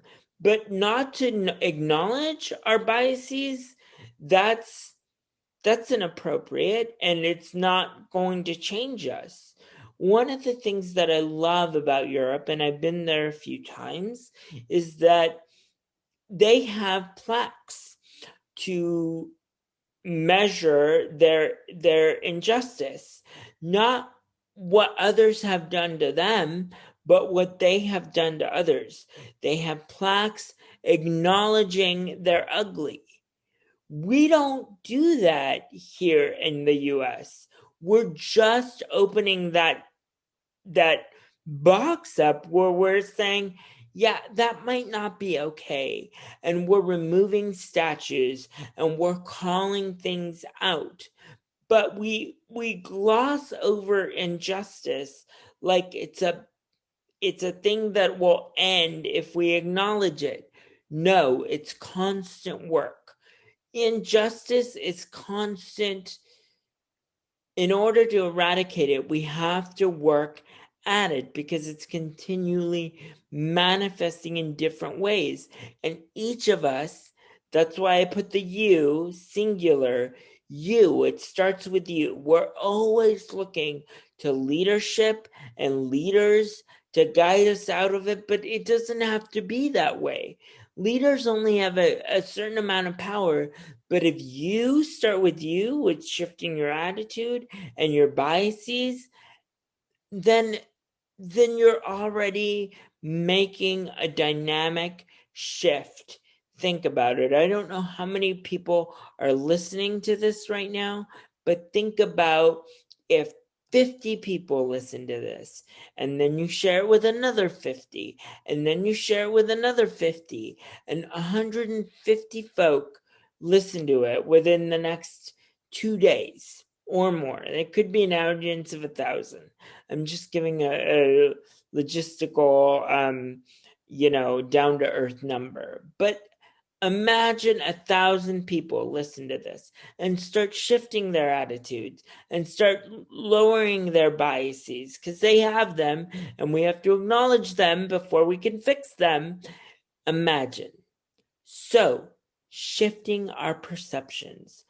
As you know, perceptions are how we view the world, and we all have them. And our perceptions protect us sometimes, but they can also cause tremendous judgment and keep us away from who we are meant to be. Our perceptions can trap us, and so we don't move. We push our perceptions on others. We make our perceptions others, so we lay our perceptions on others and say, you have to react in this way because it's the right way. And that's something that able-bodied people have been doing to disabled people for a super long time. They have tried to make us fit in an able-bodied world forever. And the truth is, and I'm going to share a comment from Judy Heumann because I learned this from her, everyone is on a disabled journey, and you are only temporarily abled. We are all going to age into our disability, or we're going to have some kind of accident that is going to cause our disability. Now, if we acknowledge this, maybe we can start looking at disability as a culture instead of as something us versus them. Now, shifting our perception. We talked about that a little bit. How do we do it? How do we create this change by shifting our perception? It's easy. We have to get out of our comfort zone. We have to get out of our comfort zone. We have to do it. In order to create true change, we have to get out of our comfort zone. Being comfortable is great, but real change happens outside that comfort zone. I have been uncomfortable the majority of my whole life. And this is why I've grown so much, because the uncomfortableness of life has forced me into situations that I'm like, okay, gotta deal with this, gotta figure it out. And let me tell you something. The majority of individuals with disabilities, whether it be physical or invisible, are problem solvers. We have to be. We don't have a choice. There is no choice but to problem solve. But in order for you as an individual to get out, shift your perceptions, you have to get out of your comfort zone. And you have to commit to constant growth. People who say they know everything or that they're subject matter experts on all issues for this or that, they're probably not. I know that the reason I speak from my experience, even though I'm an expert in several areas, but I wouldn't say I'm the be-all and end-all expert in disability, LGBTQ, post-ADA generation, or Latino issues or things that affect those communities is because I am always growing. And in order to shift our perceptions and get rid of our biases, we have to be on a constant journey of growth. We just have to. There's no other option. Now, I have a couple of do's and don'ts for you. All right. So when you're working with somebody with a disability, here's a couple of things to remember. Do encourage. Do listen. Now, remember what I said, the contentious relationship I have with the word inclusion? It's because inclusion is only our starting point of our journey, right? And we should always be going beyond inclusion, because I don't want to feel like you have the permission to exclude me. So encourage, listen, put on your ears and be quiet and listen, and support. Support individuals. You have no idea what somebody is capable of until they are given the opportunity to achieve. People with disabilities are constantly given low expectations. They're constantly told, you can't achieve, you can't move forward, you can't do this, you can't do that. Don't do that. Don't able-splain to us. What is able-splaining? It's what's been done to us for 30 years and beyond. People without disabilities explaining our capabilities to us like they live in our bodies. This is what you're able to do. This is what you're able not to do. My entire life, up until the age of 20, or whenever I left foster care, I was able-splained. And even afterwards, people tried to able-splain to me and tell me, this is what Andy is capable of. Even now, in my journey on many different paths as an actor and as a producer and as a comedian and as somebody who works in policy and speaking to you, there's constant people that are trying to tell me what my abilities are. And I laugh it off, because they don't have to live in my body. They don't have to be scrutinized by the judgment that I'm scrutinized under all the time. So please do not able-splain to me, because you are not in my body. I will listen to you as long as you're coming from a real place and not in I'm telling you because I know better because I'm not disabled place. Do not control. If someone is over the age of 18, guess what? They're an adult and they are able to make some of their own decisions unless they are conserved. And that is an extreme idea, conservatorship, for those people with disabilities that don't have any other option. I don't honestly believe that the majority of people with disabilities need to be conserved, but some people in the service industry for people with disabilities beg to differ, and we'll just have to disagree because I don't agree with conservatorship in most cases. Don't judge. You are not me.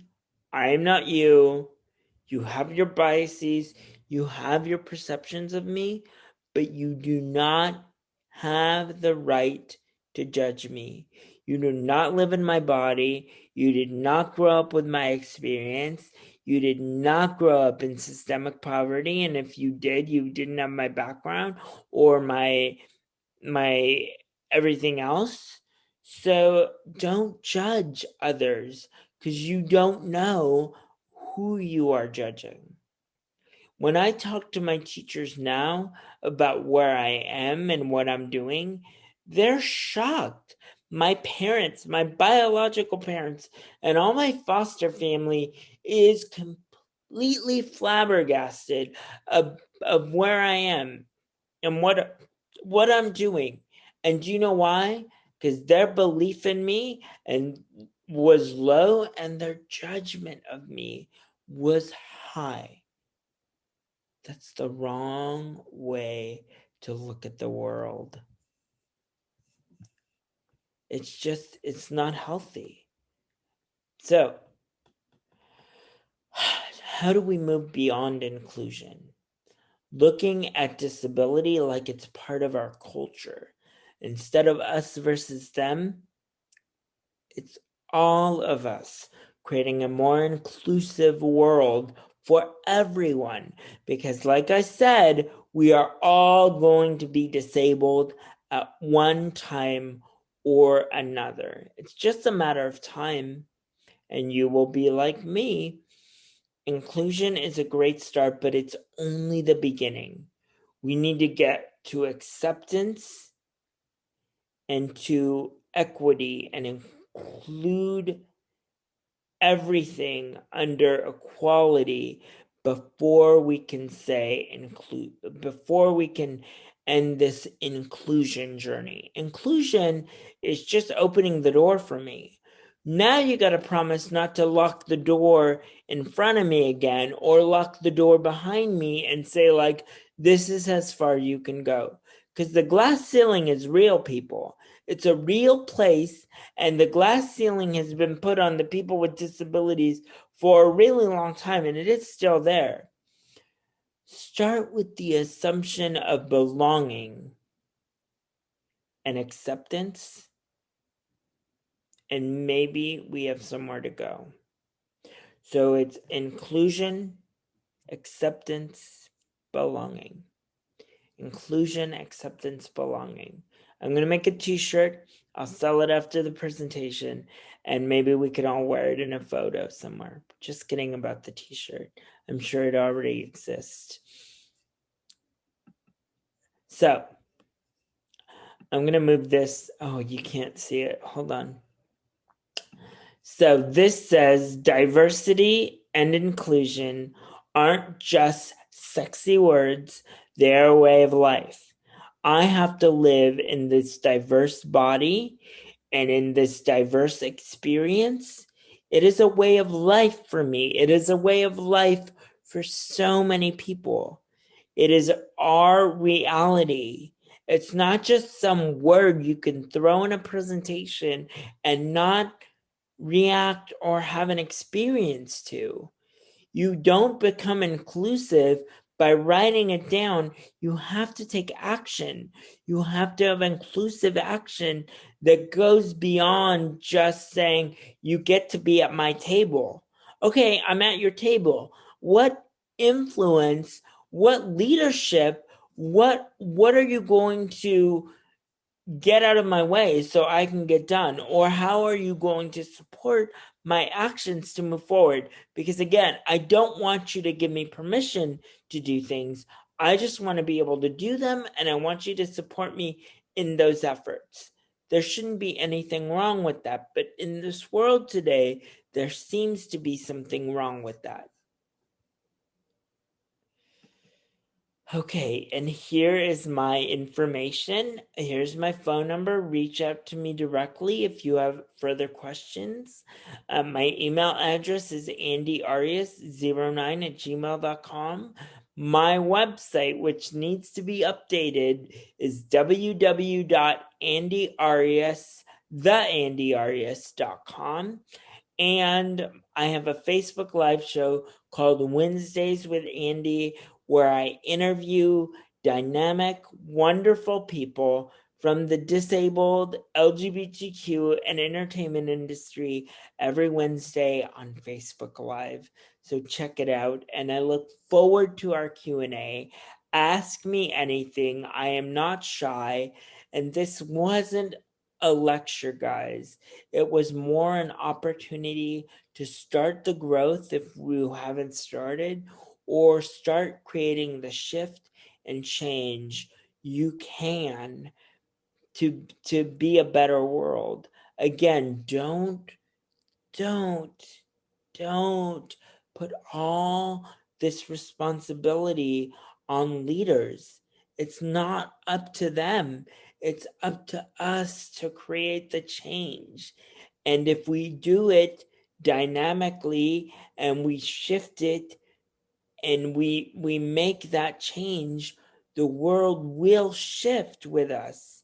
It will shift with us. It's not a question of when, it's how. And it's how because you have to do it.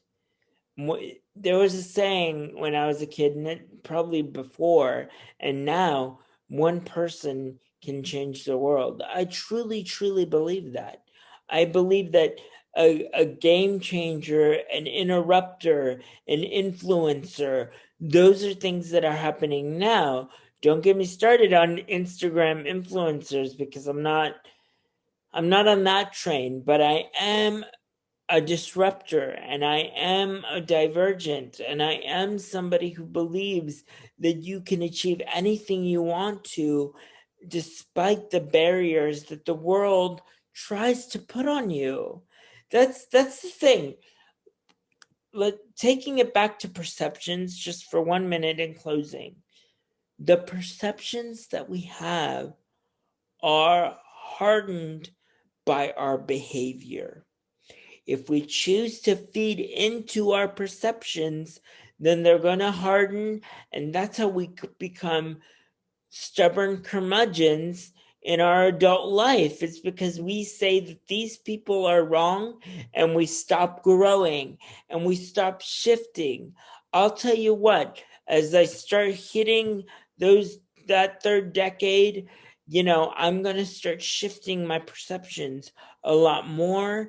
I'm going to start moving in greater avenues. I'm going to be, when I get into my fourth, fifth, sixth, seventh decade, I'm going to surround myself with people smarter, more enlightened, more emotionally intelligent, because that's the key. I'm sorry, I'm going off script for a minute. I lead with emotional intelligence. And let me explain that. There's intelligence in this world that focuses on academic intelligence. And we are all in the audience very accomplished, academic, intelligent individuals. And there's some individuals that are not, but they are emotionally intelligent. They are emotionally intelligent. They tune in to the frequency of people and the frequency of what is in the world and try to shift the barriers of discrimination and prejudice. And I truly would rather be someone with high emotional intelligence than say I went to Harvard and I got 3 degrees that made me this smart person, but also probably made me a little judgmental and a little bit elitist, right? So I'm just throwing that out there as a closing thought. There are many different types of intelligence in this world, and every single one of them should be valued for what they are. And with that, I will let you guys go. I hope you got something out of this presentation, and I will talk to everybody later. Have a great day.